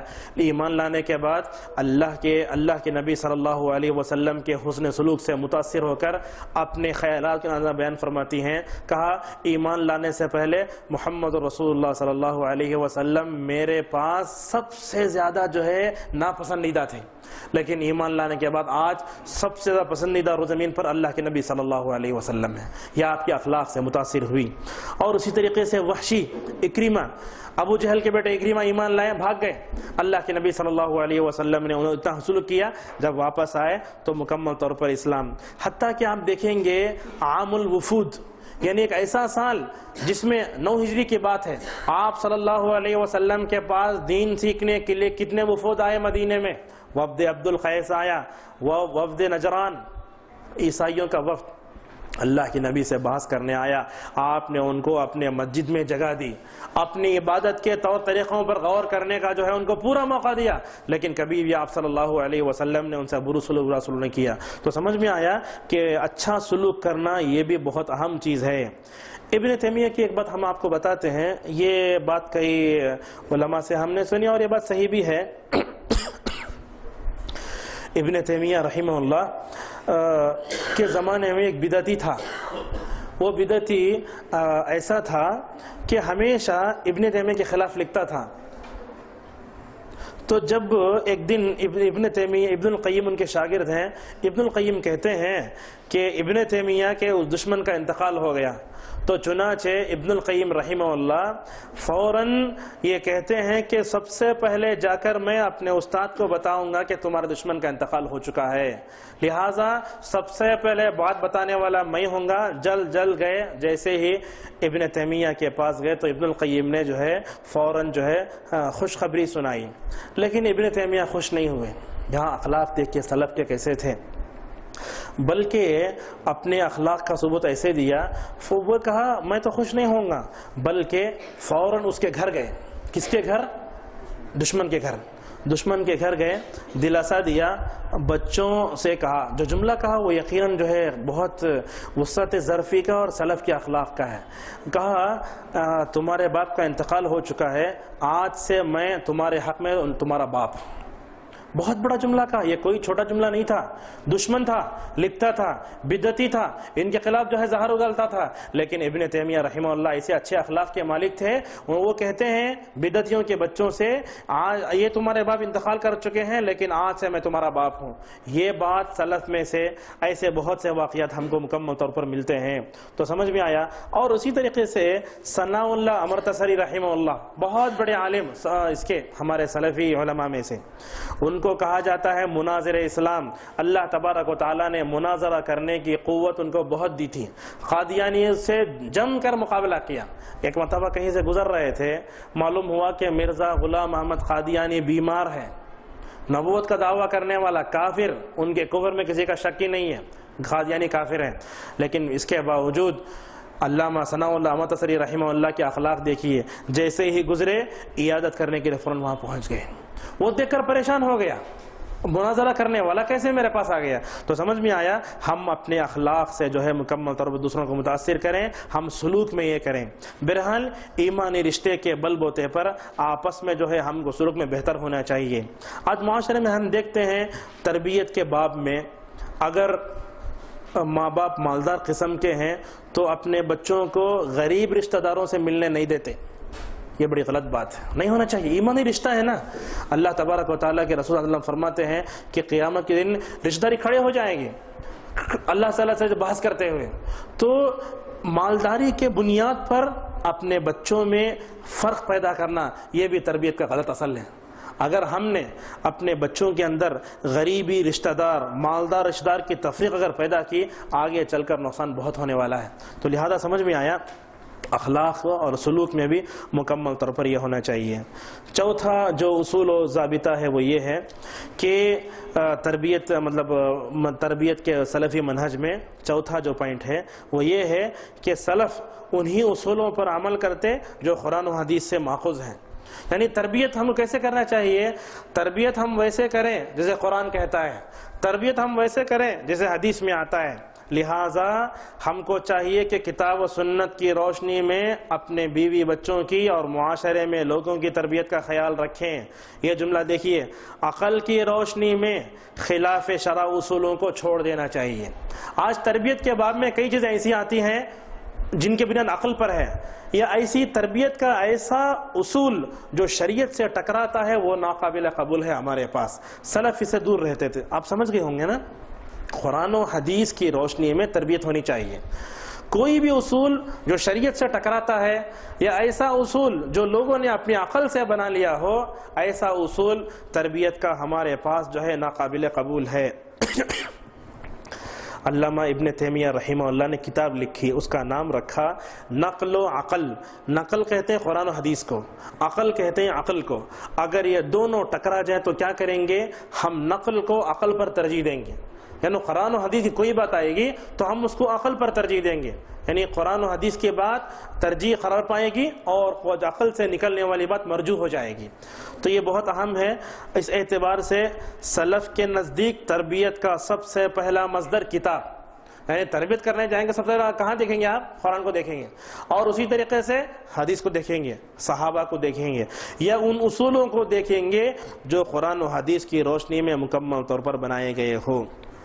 پانچواں، تربیت کے سلفی منہج کا پانچواں ضابطہ یہ ہے کہ ہم دو اسلوب اپنائیں، ایک ترغیب کا، دوسرا ترہیب کا۔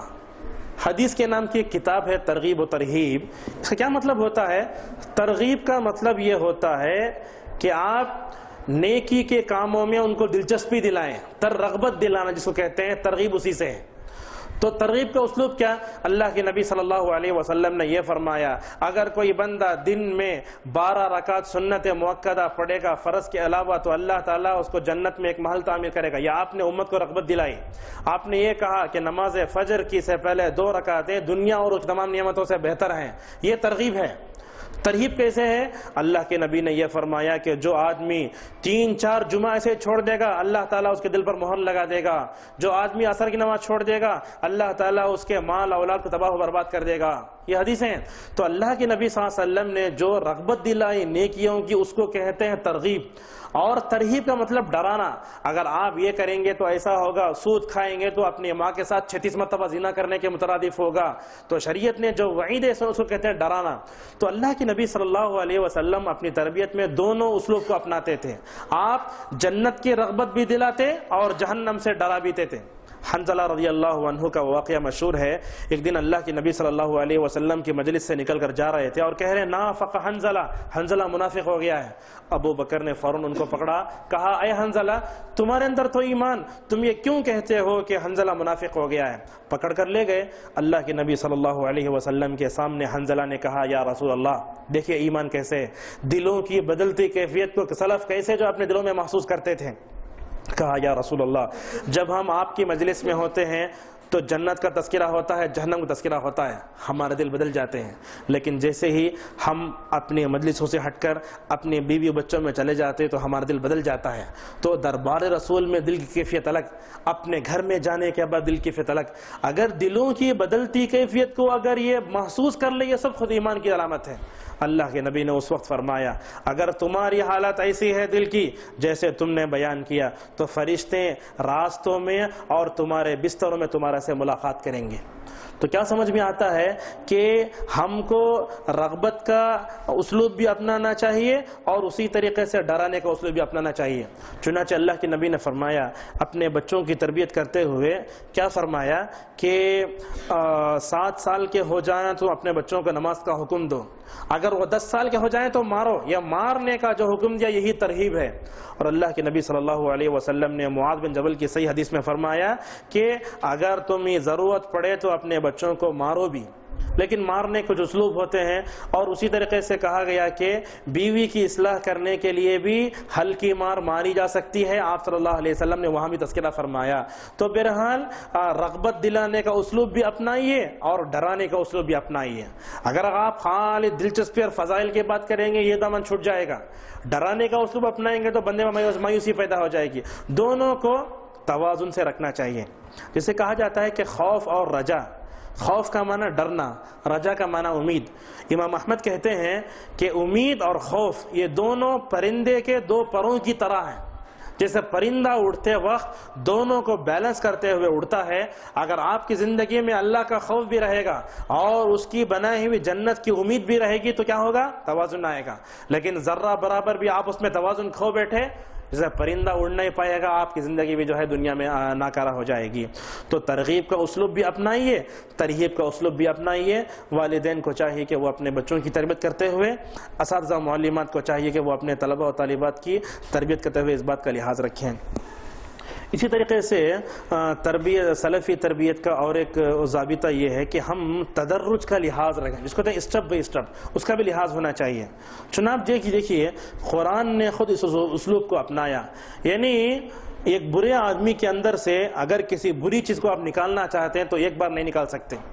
چنانچہ سب سے پہلے زنا کی سزا کے بارے میں قرآن نے یہ کہا کہ اگر شروع اسلام میں اگر کوئی زنا کرتی ہے تو اس کو کسی گھر میں بند کر دو تاکہ وہ موت آ جائے تو وہی مر جائے. یہ شروع اسلام میں تھا. بعد میں عبادہ بن صامت رضی اللہ عنہ کی روایت میں بتایا گیا کہ اللہ کے نبی صلی اللہ علیہ وسلم نے فرمایا ایک وقت وہ تھا کہ عورتوں کو مردوں کو زنا کرنے والوں کو کھوٹے میں بند کر دیا جاتا تھا، لیکن بعد میں کیا ہوا؟ بعد میں کہا گیا زنا کرنے والا غیر شادی شدہ ہے تو 100 کوڑے مارے جائیں، اگر وہ شادی شدہ ہے تو اس کو رجم کرنا چاہیے. تو اب دیکھیے زنا کی اس قباحت کو نکالنے کے لیے پہلے ہی مرحلے میں حد جاری کرنے کا فیصلہ نہیں کیا گیا بلکہ ایسے کیا گیا. اور اسی طریقے سے آپ دیکھیں گے شراب کی حرمت کے بارے میں اللہ تعالیٰ نے فرمایا کہ اس کا نفع اس کا نقصان اس کے نفع سے بڑا ہے، یعنی نقصان بہت بڑا ہے. دوسرے وقت میں کہا کہ شراب پی کر نماز کے قریب مت جاؤ، یہ دوسرا اسٹیپ. تیسرے میں کہا رک جاؤ. تو شراب عرب قوم کے رگ رگ میں پیوست تھی. اللہ تبارک و تعالیٰ نے اسی اصول تدرج کے انداز میں جو ہے مکمل طور پر جو ہے نکالا. لہٰذا ہم تربیت کرنے جائیں گے تو سب سے پہلے کیا کریں گے؟ تربیت کرنے جائیں گے تو ہم نے سلفی تربیت کا پہلا ضابطہ آپ کے سامنے کیا بتایا تھا؟ توحید، ایمانیات. تو سب سے پہلا اسٹیپ توحید کا ہے. خود عائشہ رضی اللہ عنہ کہتی ہے اللہ کے نبی صلی اللہ علیہ وسلم پر سب سے پہلے جو آیتیں اتری اس میں جنت کا تذکرہ تھا، بعد میں حلال و حرام آئے. تو سب سے پہلے توحید. ابن تیمیہ محمد ابن عبد الوہاب رحمہ اللہ کی دعوتی کوششوں کو دیکھیے کیسے انہوں نے اپنے دعوت میں کامیاب ہوئے. امام بخاری، امام ابن تیمیہ رحمہ اللہ تو انہوں نے اپنے قلم سے جہاد کیا، اپنی زبان سے جہاد کیا. تلوار اٹھا کر بھی تاتاریوں کے خلاف ان کو جہاد کرنے کی ضرورت پڑی. جہاد کی جتنے قسمیں تھیں ان تمام قسموں سے گزر گئے ابن تیمیہ. تو ابن تیمیہ رحمہ اللہ نے بھی اسی اسلوب کو اپنایا. اور محمد عبد الوہاب رحمہ اللہ جس کی طرف منسوب کر کے وہابی کہا جاتا ہے، یہ اصطلاح بھی غلط ہے، دوسروں کی طرف سے دی ہوئی ہے، ہم نے پیدا نہیں کی. سلفیوں کو وہابی کہا جاتا ہے. اور نعوذ باللہ کبھی کبھی تو اس لقب کی ایسی دھجیاں اڑائی جاتی ہیں وہ ناقابل بیان، ہم یہاں اس کو بیان نہیں کریں گے. بہرحال محمد عبد الوہاب رحمہ اللہ کی دعوت ایسی ہے، ہر سلفی کو ان کی دعوت کو پڑھنا چاہیے. عرب کا ماحول کیسے تھا؟ پورا جزیرۃ العرب شرک کی آمدگاہ بن گیا تھا. پورے بقیہ غرقد میں ہر قبر کے اوپر گنبد، یہ ختیجہ کی قبر، فلاں کی قبر، بہت کیسے ہو گیا تھا سمجھیے ہندوستان کا ماحول تھا. اللہ تبارک و تعالیٰ نے محمد رسول اللہ صلی اللہ علیہ وسلم کو جس جزیرۃ العرب میں بھیجا، اسی جزیرۃ العرب میں اسی کے نام کے ایک مسلح کو بھیجا. محمد بن عبد الوہاب اٹھے اور توحید کا کام اتنے بہترین انداز سے اصول تدرج کے ساتھ کیا. اپنے مخالفین سے کیسے پیش آتے تھے. آج لوگ وہابی کا نام لے کر ہم کو گالیاں دینا چاہتے ہیں. دیکھیے ان کی زندگی کو پڑھیے، ان کی زندگی میں ایسی باتیں آتی ہیں، وہ اپنے دشمنوں کو اچھی طرح برداشت کرتے تھے، مکمل برداشت کرتے تھے، اور اسی طریقے سے بڑے حکیمانہ انداز سے اور اصول تدرج سے کام کیا کرتے تھے. تو چنانچہ انہوں نے جو اصول تدرج اپنایا تھا وہ بتانا چاہوں گا. سب سے پہلے انہوں نے وہاں کے بادشاہوں پر محنت کی، ان کو موحد بنایا بادشاہوں کو، اور بادشاہوں کو لے کر من رأى منکم منکرا فلیغیرہ بیدہ، اپنے ہاتھ سے روکنا. ان کے اندر طاقت تو نہیں تھی ہاتھ سے روکنے کی. بادشاہ کو موحد بنایا، ان کو اپنے پاس لے کر عرب کے سار جزیرہ عرب کو ایسا بنایا گیا جیسا نبی کریم صلی اللہ علیہ وسلم کے زمانے میں توحید تھی۔ تو اصول تدرج یہ بہت اہم ہوتا ہے، لہٰذا سب سے پہلے توحید، اس کے بعد ساری چیزیں۔ حضرت معاذ بن جبل رضی اللہ عنہ کو اللہ کے نبی صلی اللہ علیہ وسلم نے یمن بھیجا تھا، تو آپ نے سب سے پہلے کہا کہ فَلْيَكُنْ أَوَّلَ مَا تَدْعُوهُمْ إِلَىٰ أَن يُوَحِّدُوا اللَّهَ تَعَالَىٰ، اے معاذ تم جہاں جا رہے ہو وہاں اہل کتاب رہتے ہیں، یہود و نصارہ، جاتے ہی تمہاری سب سے پہلی دعوت توحید کی ہونی چاہیے۔ اس کے بعد اس حدیث میں نماز کا تذکرہ آیا، زکوٰۃ کا تذکرہ آیا، نہ آپ نے جو ہے فرض روزوں کا تذکرہ فرمایا اور نہ اسی طریقے سے آپ نے حج کا تذکرہ فرمایا۔ تو کیا سمجھ میں آیا؟ اللہ کے نبی صلی اللہ علیہ وسلم صحابہ کو دعوتی مہمات پر بھیجتے تو توحید سب سے پہلے ان کو سکھایا کرتے تھے۔ تو اس اصول تدرج کی آج بہت ضرورت ہے ہم کو۔ ہم کیا کرتے ہیں تربیت میں؟ سب سے پہلے اپنے بچوں کو حدیثات کراتے ہیں، سب سے پہلے آپ ان کو عقیدہ بتائیے، بعد میں دعاؤں کی طرف، بعد میں قرآن کی طرف جائیے۔ اگر آپ عقیدہ درست نہیں کریں گے تو بہت سی مشکلات پیش آئیں گی۔ اور اسی طریقے سے سلف صالحین کے تربیتی منہج میں ساتویں چیز ہے کہ ہم جو بھی کام کریں اخلاص اور مطابقت ہمارے اندر ہونا چاہیے، ریاکاری کے لیے نہیں۔ تربیت کا یہ عمل کیسے ہوگا؟ اللہ تعالیٰ کو خوش کرنے کے لیے ہوگا۔ اور تربیت کے باب میں جو بھی قدم اٹھے گا سب سے پہلے سلفیوں کے امام محمد صلی اللہ علیہ وسلم ہمارے لیے نمونہ ہوں گے۔ آپ تربیت میں کوئی بھی قدم اٹھاتے ہوئے آپ دیکھیں گے کیا یہ قدم اللہ کے نبی نے کیا تھا؟ کیا صحابہ نے ایسا اقدام کیا تھا؟ کیا تابعین نے کیا تھا؟ جب تک آپ یہ نہیں دیکھتے جو ہے یہ نہیں ہو سکتا۔ اور اسی طریقے سے اسی پلیٹ فارم سے یہ بھی بتایا گیا کہ بندے کا عمل اللہ کے پاس مقبول ہوتا ہے تو اس کی دو شرطیں ہیں، ایک شرط تو یہ ہے کہ اخلاص، اور دوسرا اس عمل کو رسول اللہ کے اسوہ کی روشنی میں ہونی چاہیے۔ تو ہماری جو تربیت ہوگی اس میں اخلاص پیدا کریں، اور اسی طریقے سے تربیت کرتے ہوئے رسول صلی اللہ علیہ وسلم کو ہم نمونہ بنائیں۔ دیکھیے غالباً حسن حسین تھے، مدینے کی گلیوں میں یہ کھجور پڑا ہوا تھا، حسن حسین میں سے کسی نے اٹھا کر اپنے منہ میں ڈال لیا۔ اللہ کے نبی صلی اللہ علیہ وسلم عبادت میں کبھی حسین کو اوپر اٹھا لیتے، امامہ کو اوپر اٹھا لیتے، لیکن جب بات عقیدے کی آتی، جب بات جو ہے نہی المنکر کی آتی تو آپ کیسے اس کو برداشت کرتے تھے؟ آپ نے کہا تھوکو، محمد کے خاندان والوں کے لیے صدقے کا مال کھانا جائز نہیں ہے۔ تو ہمارا اگر کوئی بھی بچہ حرام مال لے کر آئے، جیسے ہم دیکھتے ہیں کہ کبھی شرط پر کوئی چیز رکھی گئی یا کوئی غلط کمائی لے کر آیا تو ماں باپ خوش ہو جاتے ہیں۔ اللہ کے نبی صلی اللہ علیہ وسلم تربیت کیسے کر رہے ہیں؟ کہا کہ یہ تمہارے لیے حلال نہیں ہے، تو لہٰذا ماں باپ کو چاہیے کہ وہ اپنی حلال کمائی رکھیں اور حلال کمائی اپنے بچوں کو جو ہے مکمل طور پر کھلائیں۔ اگر ماں باپ نے اپنے بچوں کو حرام کمائی کھلائی تو حرام کمائی کا اثر ان کے بچوں پر بھی ہونے والا ہے، بہت یہ دور کی بات ہے۔ تو لہٰذا اخلاص اور مطابقت بہت ضروری ہے۔ اور اسی طریقے سے سلف کے تربوی منہج میں ایک اصول ضابطہ یہ بھی ہے کہ سلف کا جو تربوی منہج ہے وہ دو چیزوں سے پاک ہے، ایک بدعت، دوسری اتباع ہوا۔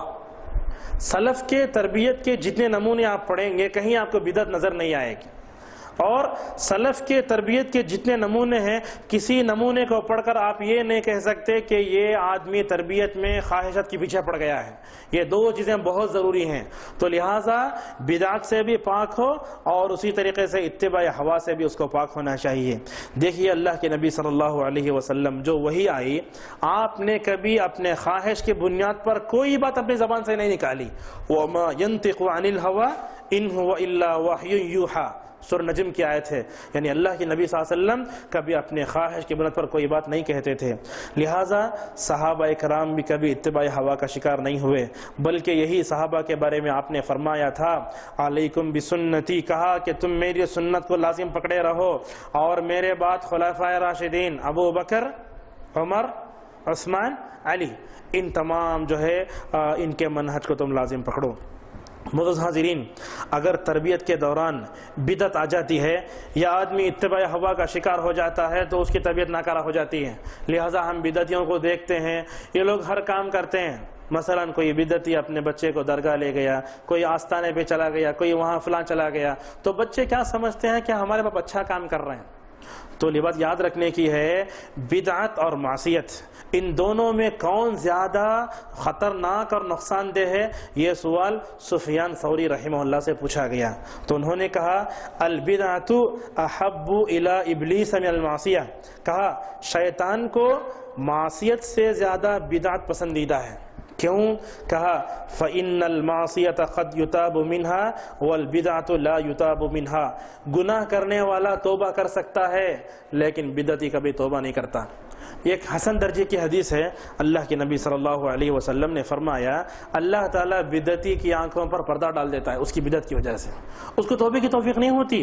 لہٰذا ہم کو چاہیے کہ تربیت کے باب میں بدعت سے دور رہیں اور اتباع ہوا سے مکمل طور پر دور رہنے کی کوشش کریں۔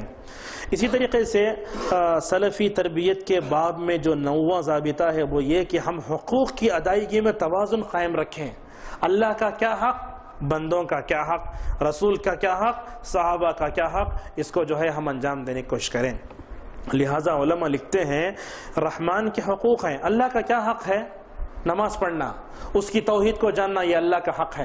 اسی لیے اللہ کے نبی صلی اللہ علیہ وسلم نے فرمایا قیامت کے دن سب سے پہلے سوال ہوگا نماز کے بارے میں، اور ایک حدیث میں آیا کہ قیامت کے دن سب سے پہلے سوال ہوگا خون کے بارے میں، یعنی قتل کے بارے میں۔ تو علماء نے ان دونوں حدیثوں کو جمع کرنے کی کوشش کی، نماز اللہ کا حق ہے، اللہ کے حق میں سب سے پہلے سوال ہوگا نماز کے بارے میں، بندوں کے حقوق میں خون سب سے پہلے اس کو قاتل مقتول کے بارے میں فیصلہ قیامت میں ہونے والا ہے۔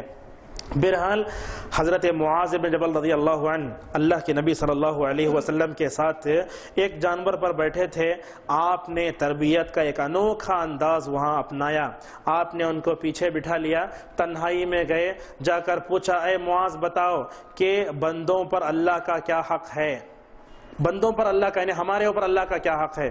کہا کہ بندے اس کی عبادت کریں اور اس ساتھ شریک نہ کریں۔ تو اللہ کا حق نماز پڑھنا جہاں ہے، اس سے پہلے اللہ کا حق یہ ہے کہ ہم اللہ کے توحید کو پہچانیں۔ پھر کہا اللہ تعالیٰ پر بندوں کا حق کیا ہے؟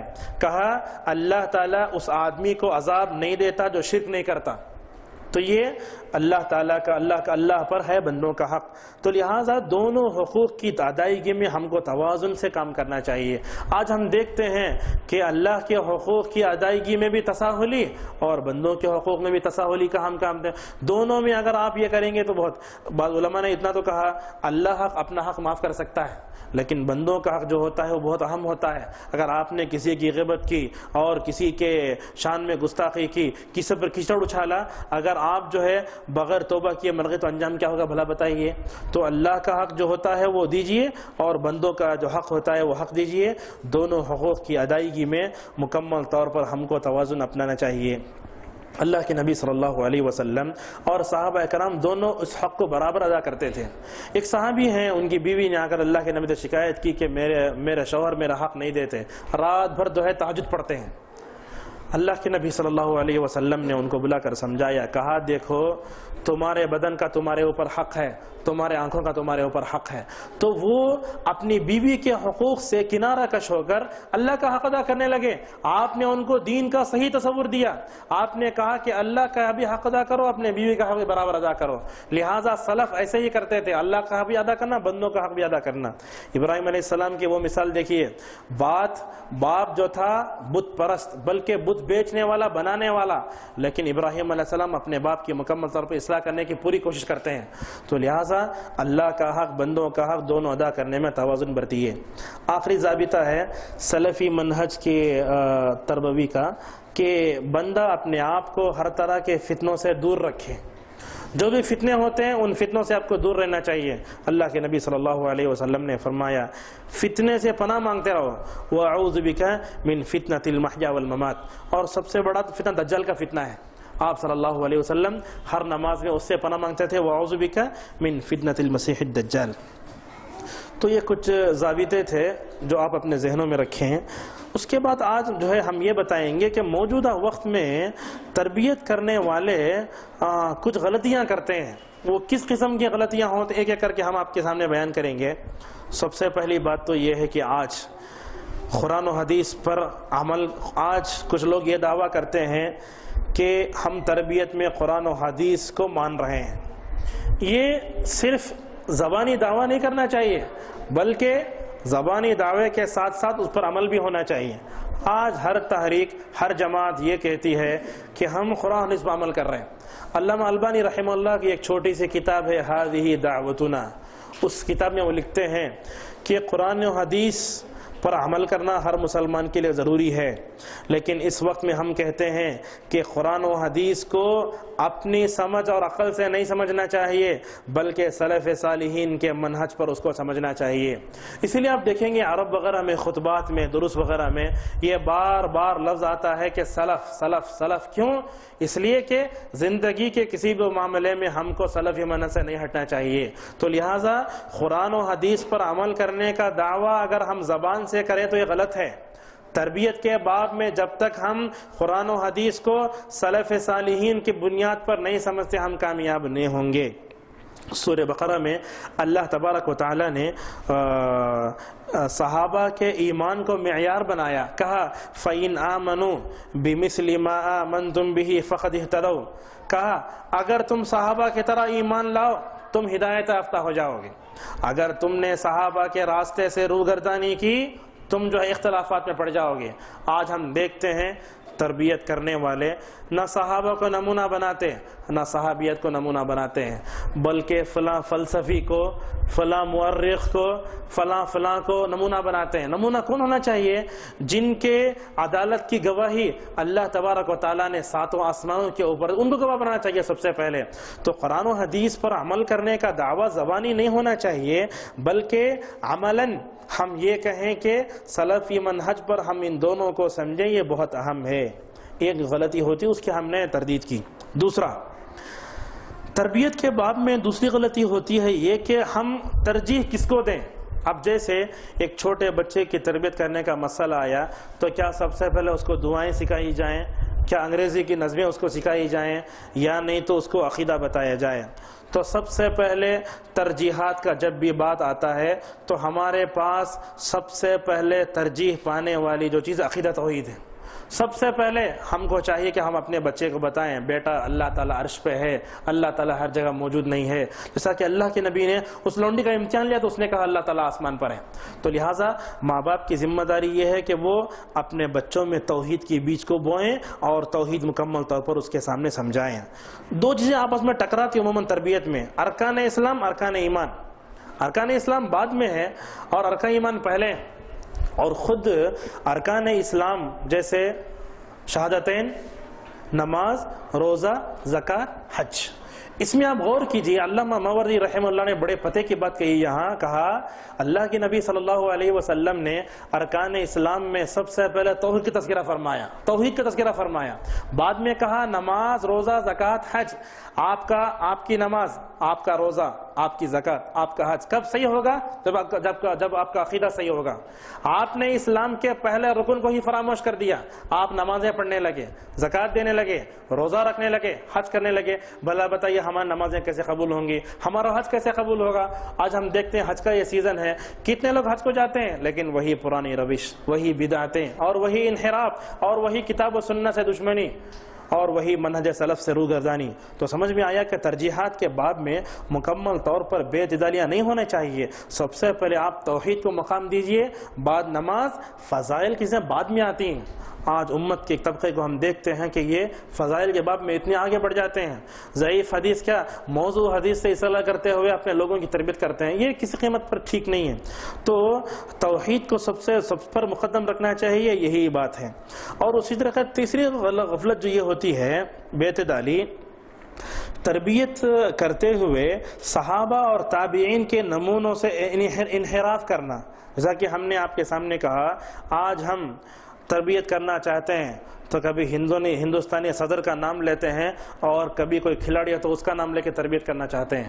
آپ ایسی شخصیت کا نام اور ایسے علم و فضل میں کمال حاصل کی ہوئی شخص اس کے پاس رکھیے، ایسا اسوہ اس کے سامنے رکھیے کہ جیسے ہی اس اسوے کو سنے تو وہ جو ہے کیا ہو جائے، بالکل متاثر ہو جائے. تو چنانچہ صحابہ کرام اور تابعین کی مثالیں ہمارے ہر ایک میں ہونا چاہیے. ہم تو یہ کہتے ہیں آگے بڑھ کر ہماری ہر مجلس میں، چاہے گھر کی مجلس ہو، مدرسے کی مجلس ہو یا مسجد کی مجلس ہو، ہر مجلس میں صحابہ کا تذکرہ ضرور ہونا چاہیے، کیونکہ صحابہ کرام ہر باب میں ہمارے لیے نمونہ ہے. تو جب مربی حضرات صحابہ اور تابعین کی مثالوں کو چھوڑ کر آج کل کی مثالیں لیں گے تو ہو سکتا ہے جس کی مثال آپ لے رہے ہیں وہ عقیدے میں کمزور ہو، اخلاق میں کمزور ہو، منہج سلف سے ہٹا ہوا ہو. اور اسی طریقے سے چوتھی غلطی یہ ہوتی ہے تربیت کے باب میں، کچھ لوگ تربیت کے باب میں غلط کتابوں پر جو ہے بھروسہ کرنا شروع کر دیتے ہیں. آج ہمارے معاشرے میں ایسی کتابیں بھی موجود ہیں جن کو پڑھ کر مرد بھی عورتیں بھی تباہ و برباد ہو رہی ہیں. مشہور حسن آل سلمان علامہ البانی کے شاگردوں میں سے ہیں شاید، انہوں نے عربی میں کتاب لکھی ہے. اس کتاب کا نام ہے کتب حذر منها العلماء. کتاب کا مطلب کیا ہے؟ ایسی کتابیں جس سے علماء نے بچنے کا حکم دیا ہے. تو کیا سمجھ میں آیا؟ آج ہمارے معاشرے میں ایسی کتابیں بھی ہیں جو ہمارے بچے بیویوں کو بگاڑ رہے ہیں، یعنی تو ان کی تربیت میں انحراف پیدا کر رہی ہیں. تو مربی حضرات اگر غلط کتابوں پر ٹیکا لیتے ہیں یا اس کو اعتماد کر لیتے ہیں تو یہ بھی کیا ہوگی؟ تربیت میں بے اعتدالی ہے. اور اسی طریقے سے تربیت کے باب میں اور ایک غلطی یہ ہوتی ہے کہ آج ہم دیکھتے ہیں کہ ہر جماعت، ہر تحریک، اس کا جو بانی ہوتا ہے اسی کے لٹریچر کو پڑھ کے ہدایت حاصل کرنے کی کوشش کرتے ہیں. ایک جماعت ہے، اس کا ایک بانی ہے، اسی بانیوں کا لٹریچر، اس بانی جو کتابیں لکھی ہے وہی کتاب. اب جماعت کا جو بانی ہے اس نے تربیت کے باب میں جو اصول بنائے، چاہے وہ قرآن و حدیث سے ٹکرانے والے ہی کیوں نہ ہو، اسی کو پڑھا جاتا ہے، اسی کو بیان کیا جا رہا ہے. بھلا بتائیے تربیت کا سلف محنت کیسے حاصل ہوگا؟ ہم جو محنت کر رہے ہیں وہ محنت کیسے رنگ لائیں گی؟ تو سمجھ میں آیا کہ ہر جماعت اپنے اپنے بانیوں کی جو کتابیں لکھی ہیں اگر وہ صحیح ہیں تو ان پر عمل کیا جا سکتا ہے، لیکن اگر وہ خلاف سنت ہیں، خلاف شرع ہیں تو ہم اس کو یہ نہیں کر سکتے. خصوصاً آج کل ہمارے معاشرے میں بیعت کا سلسلہ بہت ہو چکا ہے اور صوفیوں نے بھی اسلام کو بہت نقصان پہنچایا ہے. یہ لوگ تربیت کے نام پر ایک جگہ جمع ہوتے ہیں، ذکر کے نام پر لا الہ الا ہو یہ اللہ تعالیٰ کا ذکر کر رہے ہیں. یہ تربیت کا غلط ہے، اور خود جس کے ہاتھ پر بیعت کی جا رہی ہے وہ خود جاہل انسان ہے. بھلا بتائیے وہ کیسے تربیت کر پائے گا؟ تو لہٰذا صوفیوں نے اسلام کو بہت نقصان پہنچایا. کہنے والے کہتے ہیں کہ صوفیوں نے اسلام، تصوف نے اس دنیا کو، خصوصاً ہندوستان کو اس نے بہت کچھ دیا. اب بھلا بتائیے بیعت، یہ سلسلے، یہ سب چیزیں کیسے دنیا میں پیدا ہو رہے ہیں؟ یہ تربیت کے غلط کردار کی وجہ سے پیدا ہو جائیں. اور اسی طریقے سے قادیانیوں کی بھی تربیت کا انداز بڑا غلط ہے.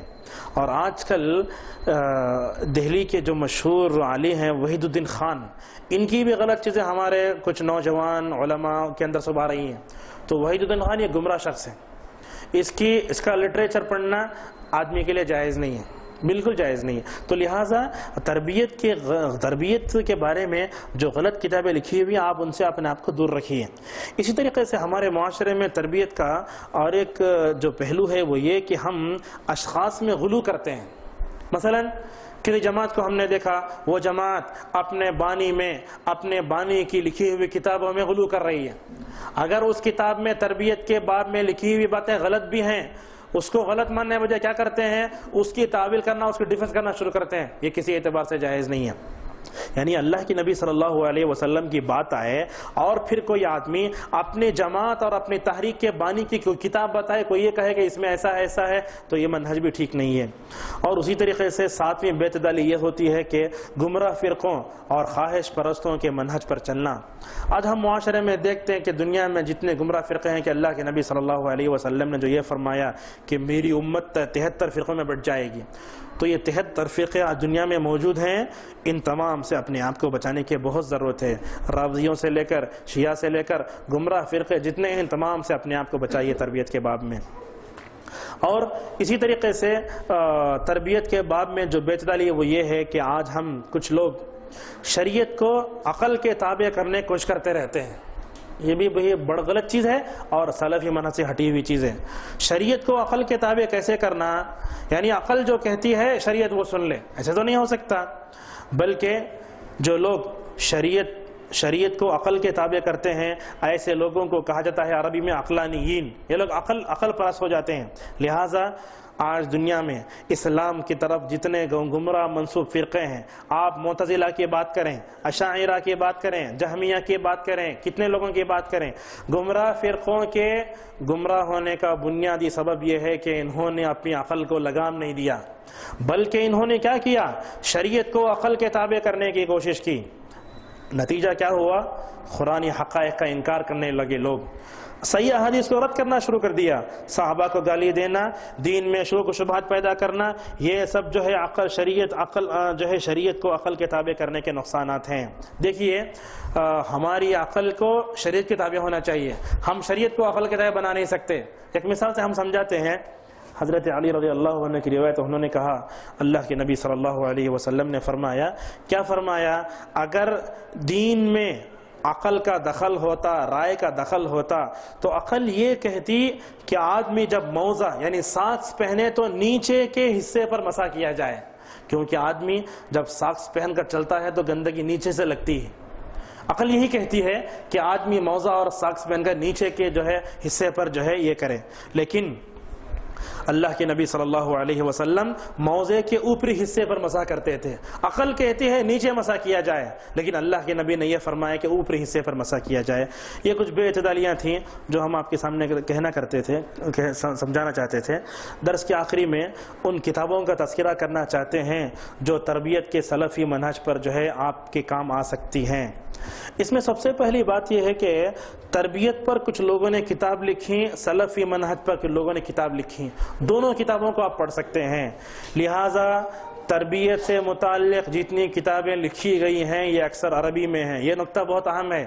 تربیت کے بارے میں جتنی کتابیں آج معاشرے میں ہیں یہ سب سے پہلے عربی میں ہیں، لیکن یہ بھی سن لیجئے، عربی زبان میں جتنی کتابیں لکھی گئی ہیں ان میں سے اکثر کتابوں کے درمیان میں ہم دیکھتے ہیں کہ ان کتابوں کے حاشیے میں انگریزی حوالے موجود ہیں۔ کتاب تربیت موضوع پر لکھی گئی لیکن نیچے حوالہ انگریزی کا، تو ایسی کتابوں سے ہم دور رہیں جو انگریزی کتابوں کے بھروسہ کرتے ہوئے لکھی گئی ہیں۔ کیوں؟ اس لیے کہ انگریزی زبان میں جو بھی کتاب لکھی جاتی ہے تربیت کی، اس کا سلفی منہج کے اعتبار سے پوری طرح اترنا ضروری نہیں ہے، اس لیے کہ غیر مسلمین نے بھی اس میں مستشرقین نے بھی انحراف سے کام لیا، لہٰذا انگریزی زبان کے راستے سے بھی ہماری تربیت کے سلفی منہج کو کیا ہے مکمل طور پر نقصان ہوا ہے۔